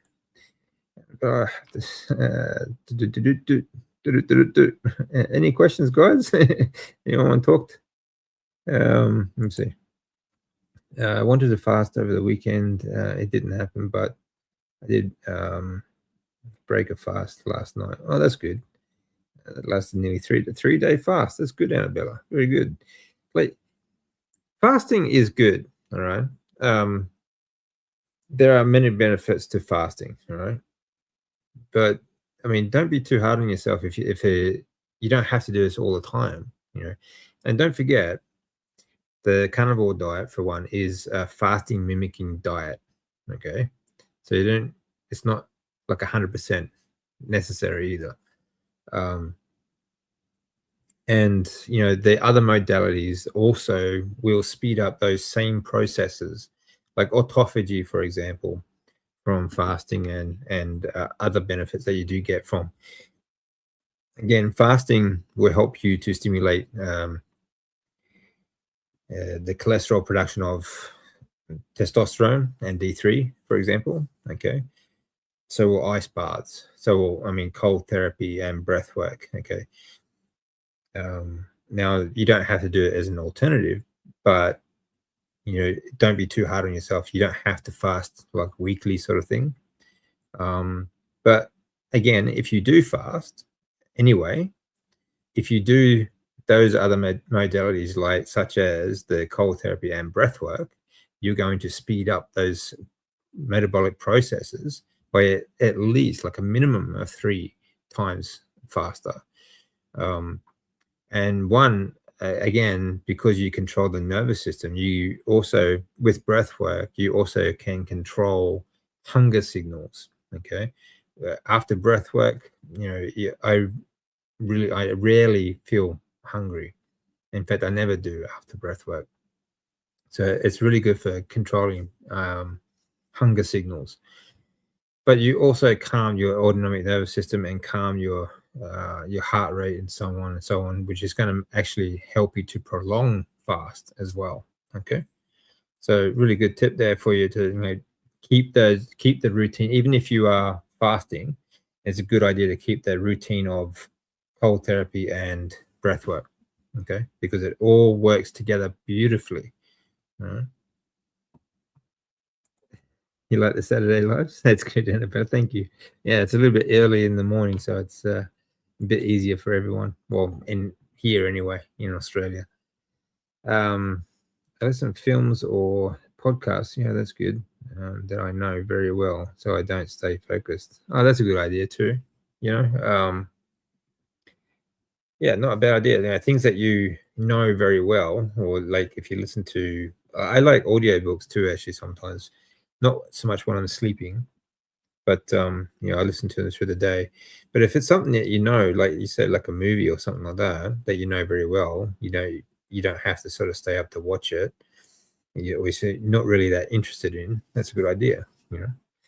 Um, but like meditative music, like 432 hertz, I think really works well for me. But it's something you can play with. Um, Especially like if you're gonna watch or listen to movies or something like that, it's good to have like a dark screen or something, because you want to have the room as dark as possible to help you sleep. You don't want any noise, any sort of light, like especially blue light. Right?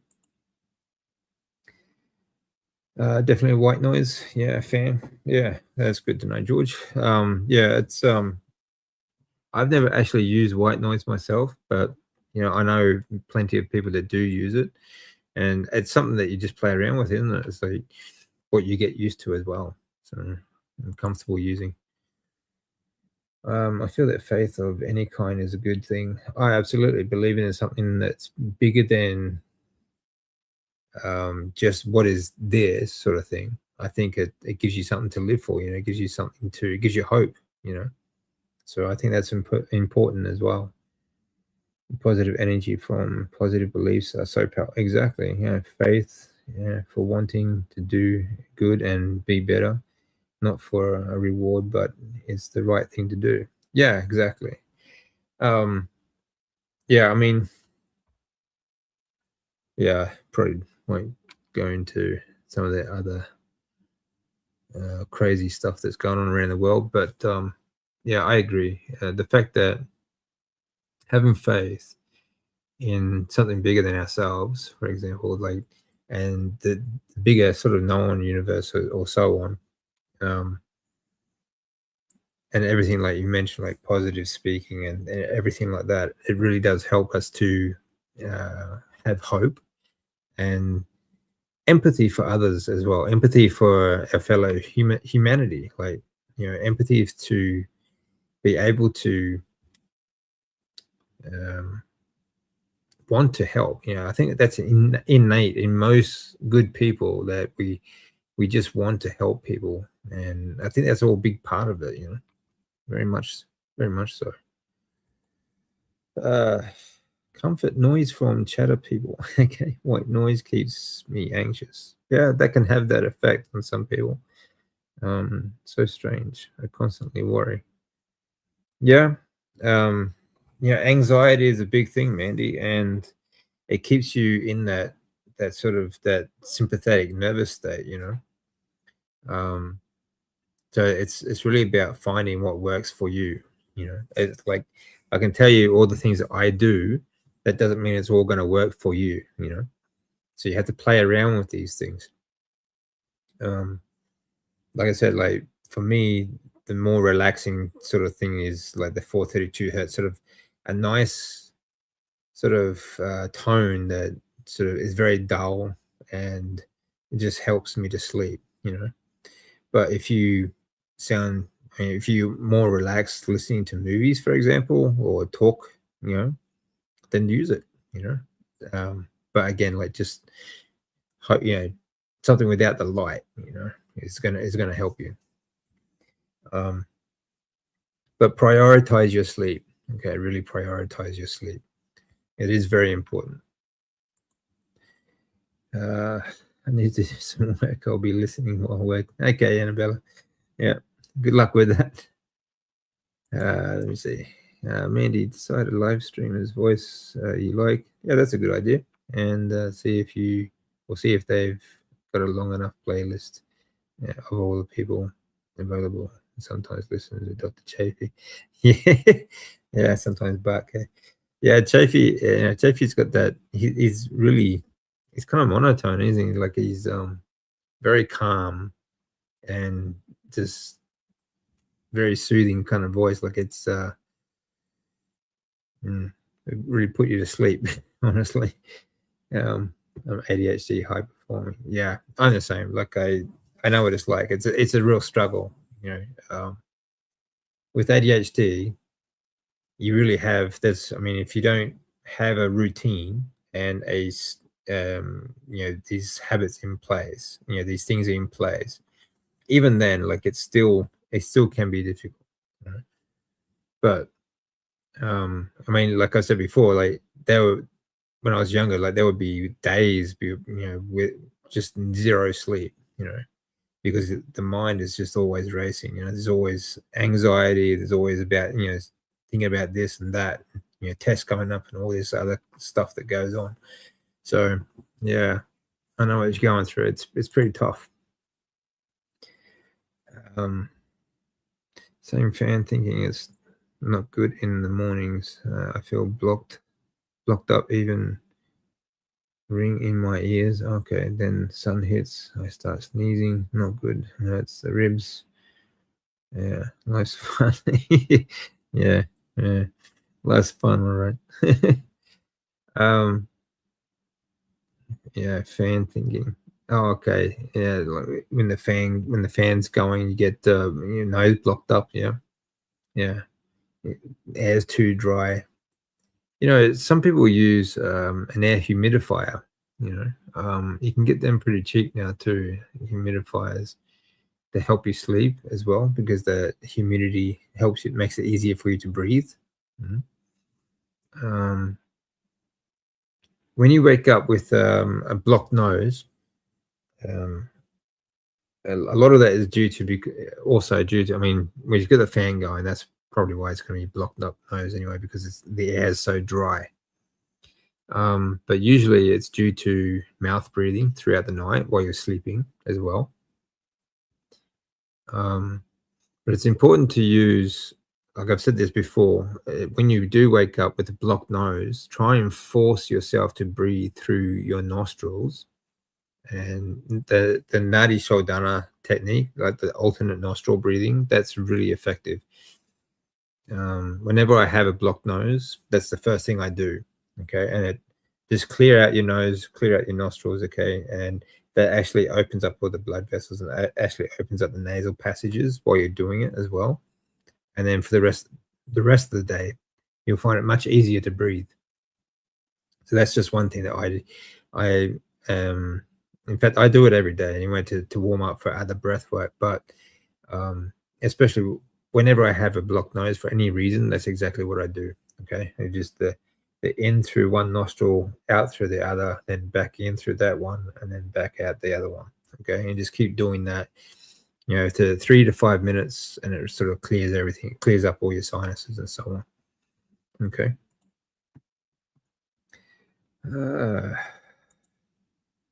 Yeah, enjoy the ride. Yeah, I agree, Lainey.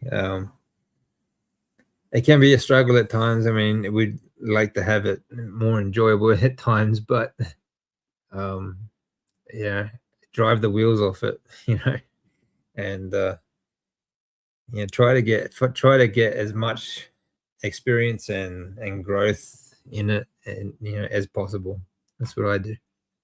I'm trying anyway. It's not always possible, but it's a work in progress. That's what life is. It's a work in progress. Yeah.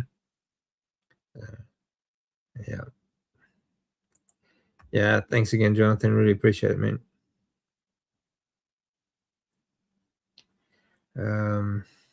4:30 a.m. Oh wow, John. Yeah, need to get some sleep. Oh wow, you're still up that late. Wow. Yeah, definitely need to get some sleep. Thanks for joining me, mate. Really appreciate it. Yeah. I've been watching your video with Rick. I've not finished it yet. That was a while ago. Actually, we did a video with Rick. He's got such an interesting story, really. If you get to like the whole process of it all, like Rick doesn't really talk about his whole story that much, but I've always found Rick to be very interesting, And actually, I've got to get him back on here again soon. I just sort of got to plan a time we can just line up together. So my son figures we are all recycled. The energies get mixed up a bit, and that's why there's always 20 or 50 people convinced they were Napoleon or the Khan. Well, that's well, yeah, okay. That's not a bad theory. Who knows? It could be. I mean, no one knows for sure, do they? No one knows for sure. You have to actually die to actually find out, don't you? So not many people actually come back to talk about it. But yeah, I think. I mean, I don't know. Maybe energy always transforms. It always has. Like it's never energy has never stopped being, right? It's always gone from like one point to another. Like water, for example, when you boil a jug, for example, and the water gets lower. It's not that there's less water there. It's just actually transformed. Like the water itself has changed into steam, right? And it's gone up into the atmosphere and so on. So it's just energy transformation, isn't it? Joe, 100% keep faith. Yep, I think so. I mean, I do believe in God, and I think because I don't believe that everything just sort of happened by accident, right? Like a happy coincidence sort of thing. I don't believe in coincidence, right? Sure, yeah, we evolved and we are always evolving and so on. But I think at this point, to be honest, I think we're in a state of devolvement, like the evolution. As we were much bigger, 15,000 years ago before the agricultural revolution, for example. And then, over the space of 2 generations, we all shrank, right? Our bone structure, including our skeleton, our head and our skull structure, everything shrunk, right? And including the brain cavity. So our brains actually got smaller as well. It's going plant-based for you, But yeah, anyway. Well, not good. Yeah, 4:30 in the morning. Yeah, it's a long day. Fasting has really made a big difference. Yeah, I don't plan to doing long fasts all the time. No. like I said, like fast are very beneficial and very good. Um, and of course, depending on what you're doing it for, what the reason you're doing it, right? Um, but yeah, I don't think really need to do ultra prolonged fast. And again, like I said, you can speed up those benefits by doing those other modalities. So it all works together. Just say I'll play your playlist tonight and just let it run. Thank you, John. I really appreciate that, mate. I hope it helps you sleep. Yeah. Yeah. Miss Mary wants to purr. You're paying away, Jonathan. Yeah. It's a struggle for him.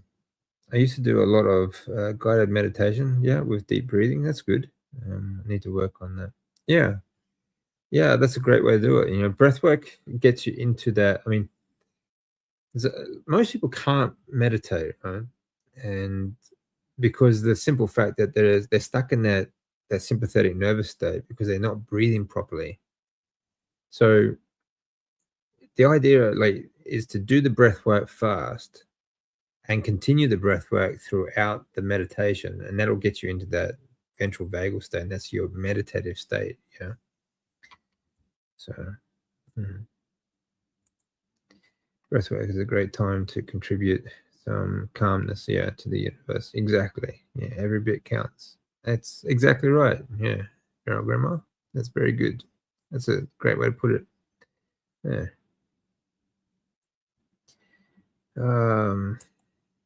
Yeah, my life went wrong with morbid obesity, type 2 diabetes, and that gave me the key to open the door, to this community. Without type 2 diabetes and misery, I would have never known you lot. Doesn't bear thinking about. Yeah. Yeah, I mean,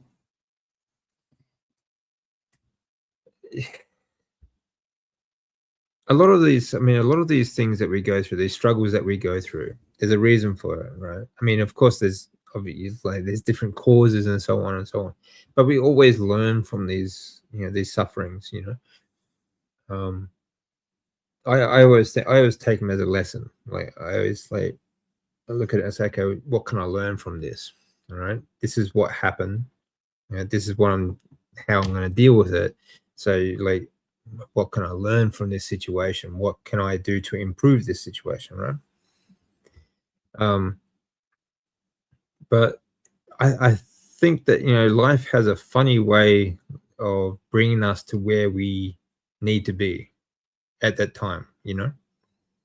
So what we sometimes look at as bad luck might be just the universe's way of sort of moving you, or sidestepping you to the place where you should be, or that will do the most good, eventually. So it might be a struggle and it might be a lot of pain involved, but eventually it might put you where you are supposed to be.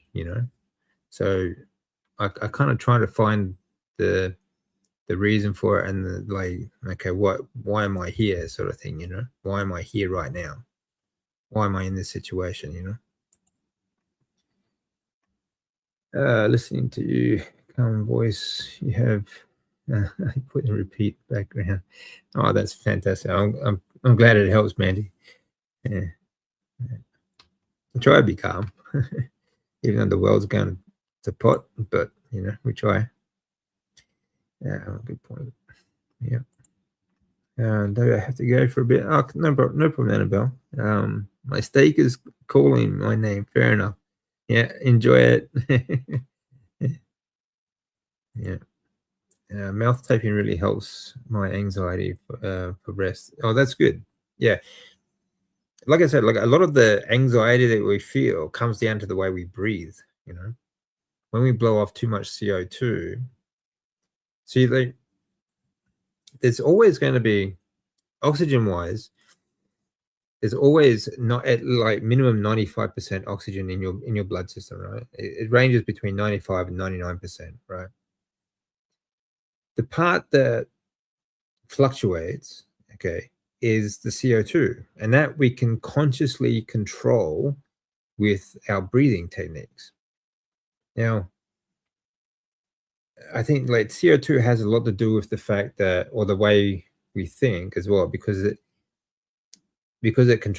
can control our autonomic nervous system, can take us from the sympathetic into the parasympathetic, and vice versa.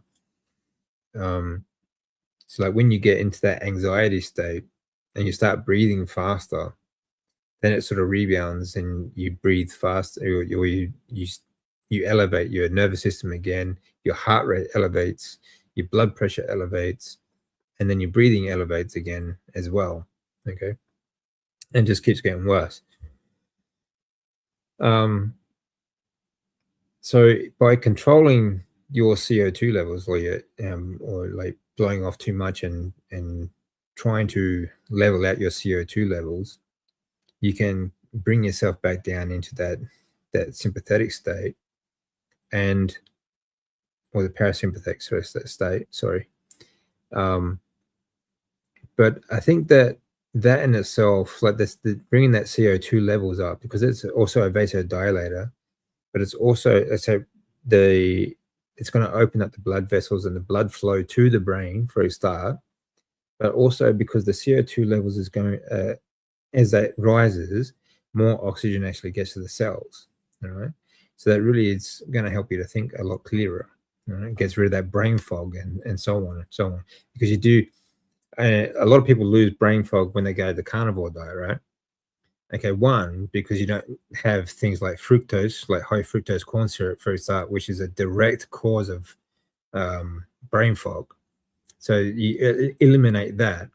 But on the other hand, because you eat more fat, you produce more CO2 as well. All right. And that means that you're going to get, the blood vessels will open up to the brain, and you also get more oxygen to the cells. All right. So you can increase this again with the proper breathing. Okay. So then you bring the anxiety down, of course, right? As we talked about before. Yeah. Enjoy your steak, Annabella.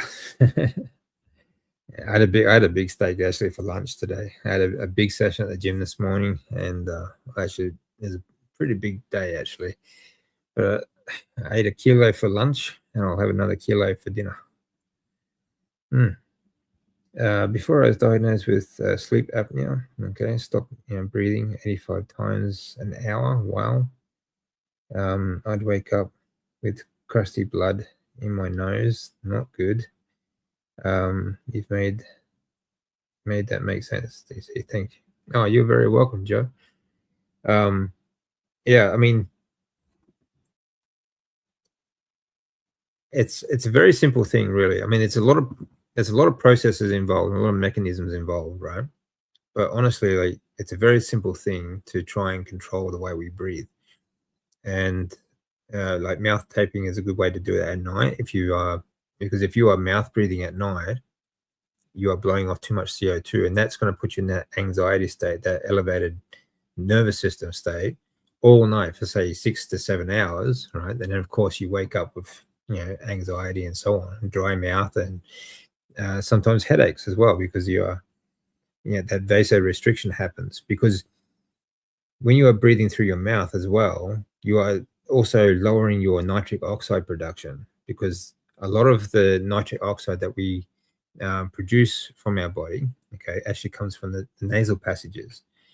Because there's a little gland inside your nasal passages. When you vibrate those nasal passages, okay, breathing in and out through the nose, you produce more nitric oxide.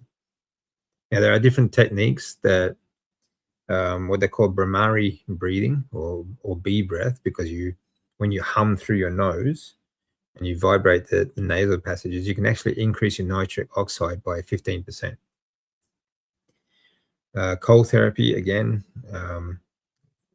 because we also produce nitric oxide for other mechanisms, also through our skin, through sunlight. So even low-level sunlight on a cloudy day, we produce more nitric oxide as well. But we also get it from our meat, okay, like L-arginine amino acid. Okay, so that's how important nitric oxide is, right? Because there are 4 different things that actually stimulate nitric oxide production in your body. that again, so like mouth breathing is very detrimental to your nitric oxide production while you're sleeping. But of course, CO2 levels, again, as well, is just as important because you get that, you need to have that oxygen delivered to the cells. So a very simple fix, mouth taping at night for one is a good start. If you do, say, 3 times a day, say 5 minutes in the morning, 5 minutes at lunchtime, and 5 minutes before you sleep, of just simple, very easy, in through the nose, out through the nose, 5 seconds in, 5 seconds out. You are training your nervous system to automatically breathe that way through your nose, and that's at cardiac coherent sort of level where you're going to mellow your heart rate and so on. Okay, so that's a good way to do that as well. Oh my gosh, I think Geordie has one I need to ask. Oh yes, I'm sure I open mouth at night. Okay, I can sometimes wake up sore throat. Yeah, if you got dry throat, yeah. Yes, I've been doing the one nose thing called. Thanks to okay, yeah, no problem, Josephine. Yeah, I mean, if you got a dry mouth or sore throat when you wake up, it's because you got been mouth breathing while you're sleeping. Another cause, actually, another thing that mouth breathing does at night is it makes you wake up and go to the toilet.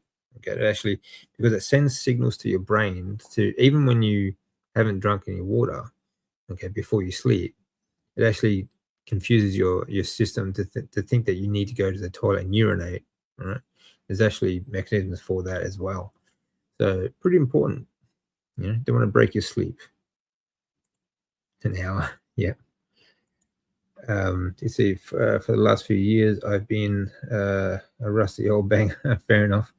I'm a gleaming Jaguar today. Excellent, Laney. That's good to hear. Yeah, I know what it's like to be, feel like a rusty old banger, mate. I was only 38 when I was diagnosed too, so I was, I was a rusty old banger then too, and yeah, it was a struggle. It was a struggle. You feel like you got 4 flat tires, yeah. Well, I'm glad to see you're all charged up now. Yeah, very proud of you, Laney. It's very good. Always had faith in you. Always knew you would. Yeah, you won't be saying that when you spend money on an ice bath. Yeah, fair enough. Yeah, trust me, it's worth the investment. All right, even like spend a bit of cash. Right, it's something you both can use for a start. Okay, you don't have to change the water all the time if you keep it clean. All right, so don't get in it sweaty and so on. Don't walk dirt in and so on as well. It's a great way to get those electrolytes, like I was talking about, like magnesium salts and sea salt and stuff like that as well. But like change the water once a month, pretty much. It's got filters on it. You can, it's all good. You'd be surprised how easy it is. Hey, Simcast, how you doing? Good to see you. Thank you for joining us. Okay, George and Lainey are two beautiful individuals. They're great people. They are indeed. Made wonderful as a couple. Definitely spilling over. I love you. Yeah, great people. Great people. Yeah. Where are we? Barbara, please don't need the encouragement. I need the encouragement. Yes, I'd get the the anxious headaches. Yep, and also found out my heart would stop up to 4 seconds when struggling to breathe. Yep, that will happen as well with the sleep apnea. It was very scary. Yeah, now better. Well, it can be very scary. Sorry guys, just give me a second. I'll be back in just a minute. All right.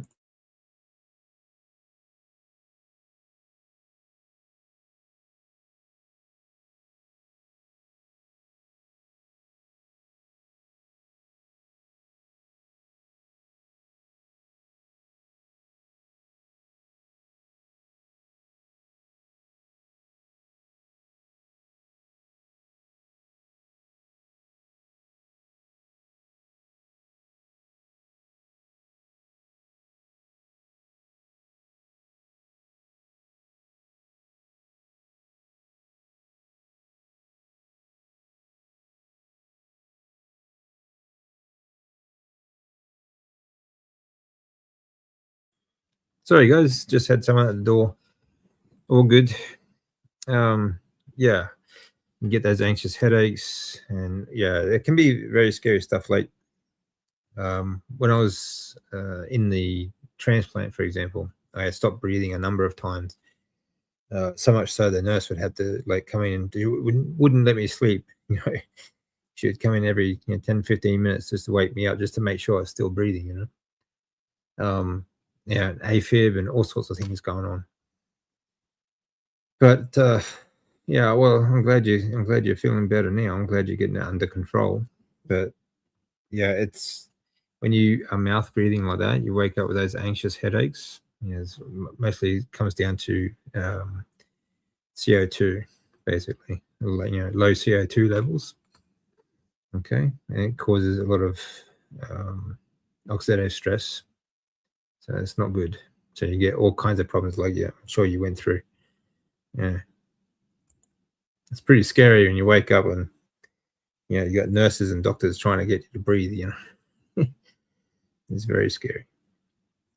I live in perpetual hope.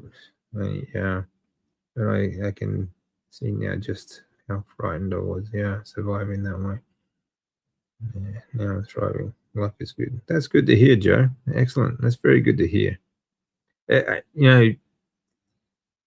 All of these things that we sort of go through, they can be very, very scary at the time because you don't know what's happening as well. And you just think, well, why is this happening to me as well? It's not normal that we stop breathing or there's you know it's really weird stuff anyway. Yeah, it is wonderful. It's good to hear people coming back from these things, healing. Yeah, you should feel blessed every day. It's good. I don't know if you escape that. Yeah. I've done some organizing stuff, so Jojo, is it down south? Very possible. Very good. Excellent. Sorry to meet you all. Yeah, it's always great to meet new people that have come a long way, like yourself, and healing. It's good. It's great to get these stories out there as well. It's a week after my first contest, so I'll be emaciated. Fair enough. Yeah. Minced lamb and minced venison combined. My food for today sounds nice. All pastures. Yeah, from pasture as well. Pastured farm. That sounds great, Mandy. Wow. That sounds awesome. Yeah. Yeah, Jonathan's got this. Jonathan's he's a machine. Jonathan's a machine. We will have to beef you back up. Yeah. I like the sound of Mandy's lunch. Yeah, I definitely like the sound of Mandy's lunch. That sounds great. So, yeah, these are. I think it's wonderful that people are healing, and they're finding the right way to eat. Okay, like the carnivore diet, for example, or just the proper human diet. Okay, whatever you want to call it, I don't care. Ancestral way of eating.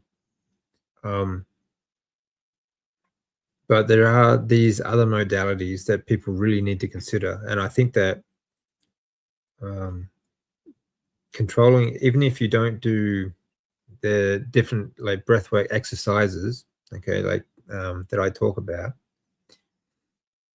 at least controlling the way you breathe to get that under control and control your nervous system is vitally important. Okay, for many reasons. Like I've spoken about this before, because when you are in that constant anxiety state, you actually lose most of the nutrients that you eat. Even if you are on the carnivore diet, if you are eating in that anxious state, okay, that sympathetic nervous state, that is your fight or flight state. So your body is not ready to rest and recover, and it's not ready to digest the food. So you can actually, if you stay in that state, you can actually get leaky gut syndrome. Okay. but your food will generally just pass through you without being actually absorbed. Those, or the not so much, not all of it, but I mean, some studies they range between 50 and 70%. Okay, that you lose in nutrients. So it's I always tell people, if you are like, for an athlete, for example, if you have a workout, the first thing you should be doing is trying to get yourself back down into that ventral vagal state, so that you then can get into that rest and relaxation state, so that you can absorb the food that you are eating, okay, the nutrients from the food, okay. So think about how much faster all these processes would happen, like your healing, okay, would happen if you engage all of these modalities, right? Control your nervous system, okay. Control your digestion, and absorb more nutrients from your food. You have a more relaxed, calm state of mind the whole day, for a start. And you have all these other wonderful processes that go on throughout your body. The body is an amazing ecosystem, but it needs stimulus as well as nutrition. All right. So these are things that are very important. Okay. I'll be looking for updates about your competition season, John. Yes, definitely. Yeah. Oh, yes, please, George. I can't wait to hear it. Another dawn. It sounds wonderful. Yep. Yeah. So there is more to it than just, like being like control, like being in a calm state, right? Because this is why, okay, so like all of these things working together, okay. Imagine having a clock. I talk about this a lot, because imagine having a clock where only one cog is spinning, okay. You don't have all these other cogs working together to make the whole clock work, then it's not going to work, is it? Um, or say you only have like the minute hands working and not the second hand, right? So it's going to be a very slow process. It's going to just like move one cog at a time. It's going to be a very, very slow process. And it's quite an interesting ecosystem that your body is. So it needs to have all of these stimulus to work together, to work more efficiently, right? And that's what we want. We want everything to work more efficiently. So, do you think additional fermented carnivore foods help with digestion? Yeah, it can do. Like I've said in the past, I mean, from the start, actually, I always said that when I was going through or coming out of treatments, for example, and going through treatments, one thing I did use to help with my digestion, because I had quite severe IBS, was sauerkraut. Okay, sauerkraut was very good for that, actually. But the reason, okay, the biggest reason why I think that worked was the fact that sauerkraut, if you have a clean one, okay, you have to be careful about that. It's fermented in salt, right? So you get a lot of electrolytes from sauerkraut, which I think really helps with digestion. Because when you are low on electrolytes, for example, right, you are kind of stressed. Your body is stressed, and you get cramps and all sorts of things, and that in itself is going to elevate your autonomic nervous system as well. Okay. So there are things that will help. There are also fermented carnivore foods like yogurt, for example, or cheese that might help. Like there's a lot of good healthy bacteria that they talk about in yogurts, different yogurts and so on. But these are things that you really need to play around with. They can help some people, right? But they can play some tricky games with other people as well. So again, really comes down to what's going to work for you, and that just comes down to you trying them and seeing how you feel.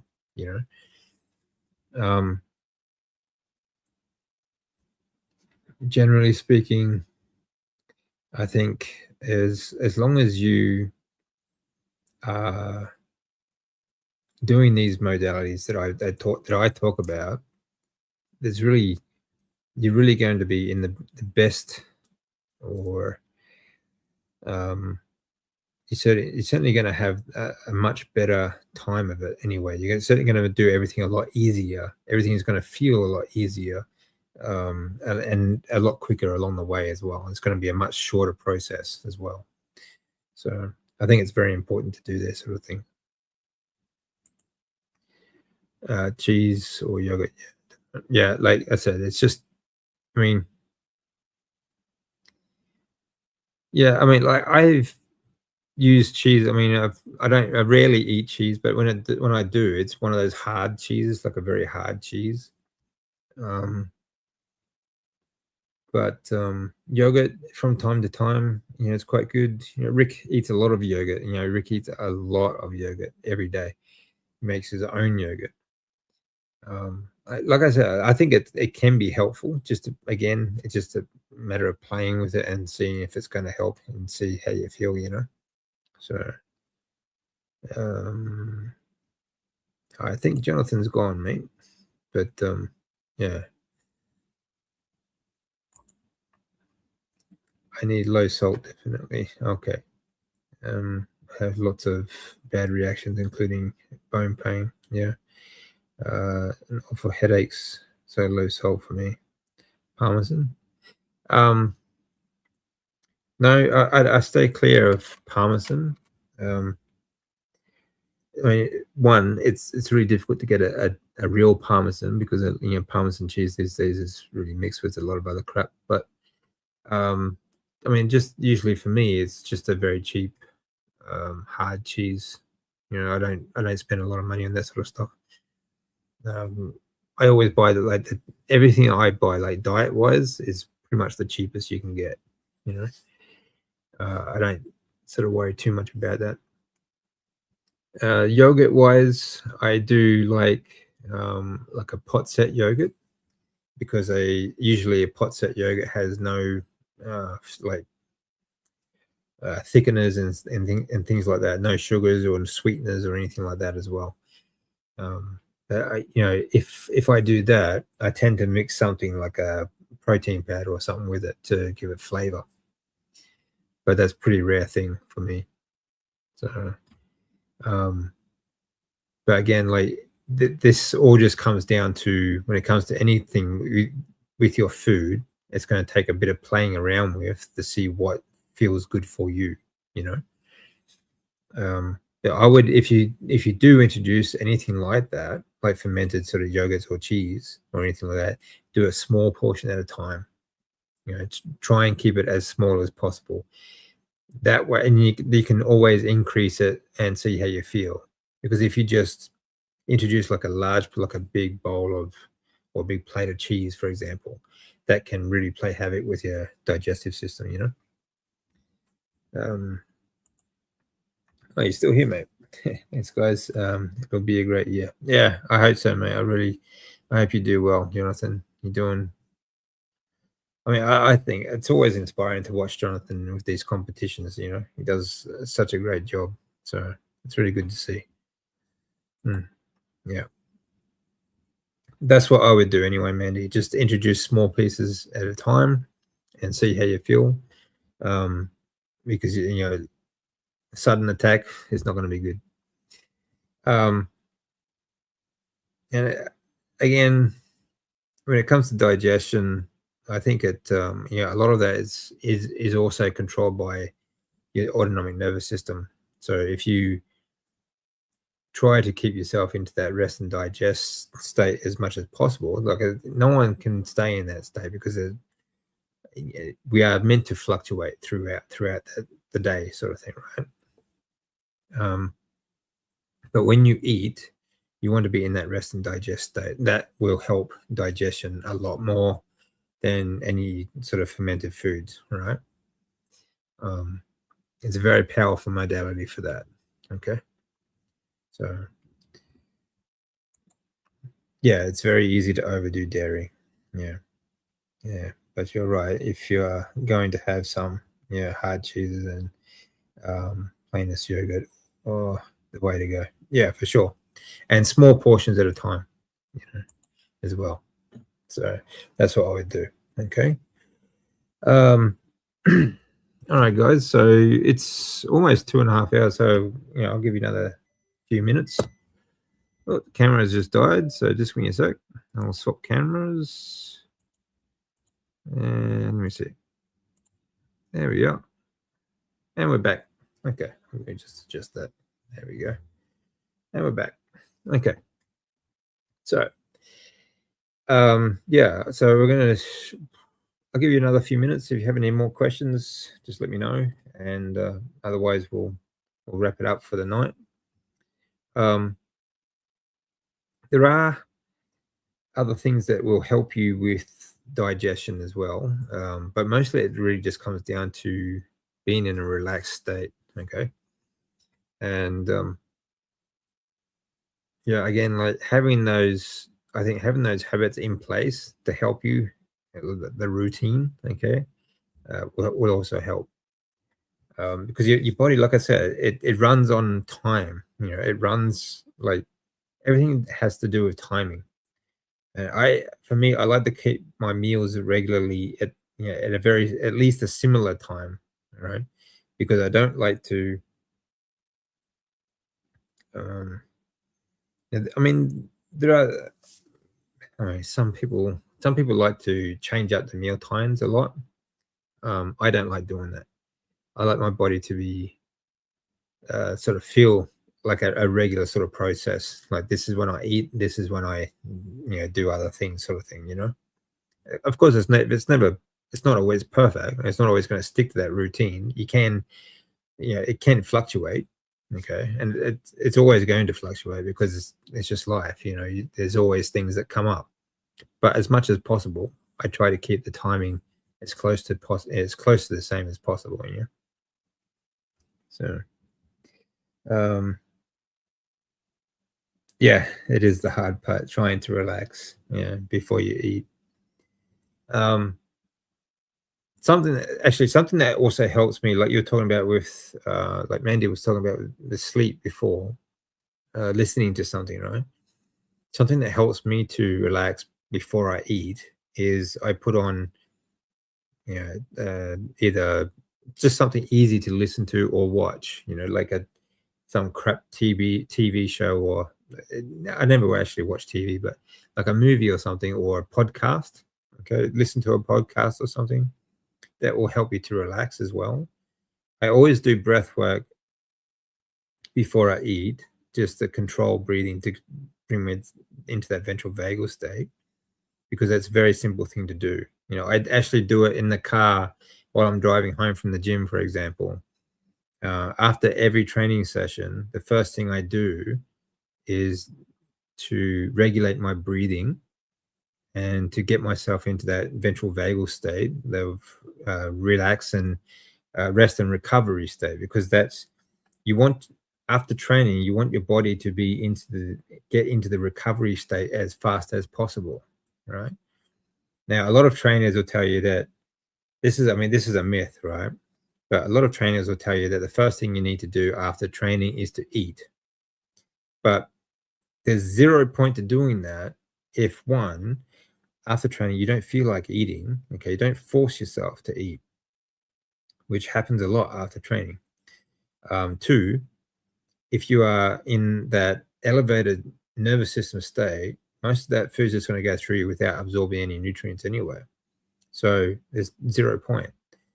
So the first thing I always do is try and get myself into that relaxation state, because that is our recovery state. Okay, that's when we start the recovery, and that will speed up your recovery for the next workout, right? So breath work is the first thing I do, and I'll usually do that either in the car on the way home or immediately afterwards. And especially it's very useful to do while you're driving anyway, because there's a lot of maniacs on the road. So we need to, something to help us to relax while we're driving. And then what if I'm cooking something, for example, I'll put on a movie or a podcast that will help me to relax and keep me sort of in that same ready to digest sort of mode. So these are all things that you can do. Guys, did you know members of DC's channel have over 80 members only videos? Oh, thanks, Jonathan. Yeah, appreciate that, mate. Yeah, there's quite a few actually members videos. We'll be putting some more up soon, actually. I've been gifted a membership. I'll be sure to check them out. Or 89. 89. I didn't realize there's that many, actually. Thanks. Another DC Great Live. Thank you, Mandy. Really appreciate it. I'm always glad to see you, actually. Love all this family here. Yeah, lovely people. You'll be on the repeat tonight. Okay. Excellent. Still coughing, but it's getting better. Thanks. I'm glad you're healing. That's good. Take care, folks. Thanks again. Oh, you're very welcome. Thanks for joining us tonight. Really appreciate it. I do health bounce throughout the day. Every day I get up about 3 minute bounce on the rebounder. Good. Well done, Mandy. Good girl. That's good. Yeah. It's important to me to move, So Terry Gill, thank you. You're very welcome. Sauerkraut tastes nice with sausages. Yeah. If you want to feel like you're having something extra sometimes. Yeah. No, I agree. It's good with steak too. I used to have that with steak as well. I used to eat it a lot actually because the sauerkraut actually helped me a lot with IBS. Because my digestive tract was so damaged actually after all the years of chemotherapy. But I haven't needed it for a long time, so it's been good. But yeah, you're right. It does taste good with steak or sausages or so on. But yeah, I've got no problem with people eating sauerkraut. I've always said that there's no problem with that at all. It's fermented cabbage, like it's fermented in salt. I think the biggest benefit is the fact that because it is fermented in salt, that it has a lot of electrolytes. But if you have a good healthy salt, you can get the electrolytes anywhere. So whether you need it or not, it's up to you. Give it a try. So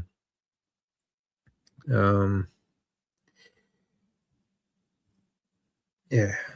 So I think almost 2.5 hours, guys. So thank you all very much for joining me tonight. I really do appreciate it. If you have any further questions that pop up later on, just leave them in the comments. I'm always happy to answer your questions if you have anything you want to talk about. So it's all good. I also have a Substack for articles. I talk about all these different. I can go into different processes of the ice bars and other modalities as well. So you're welcome to go check that out. It's all free. Okay, it's all free. Doesn't cost anything. I also have it on Patreon as well. Again, it's all free information. Okay, I don't charge anyone for my information. So average bouts is about 30 minutes. Well done. Yeah, in the day, spread out just for movement. That's a great way to do it, Josephine. Sorry, Mandy. That's a really good way to do it. Break up the movement. It is,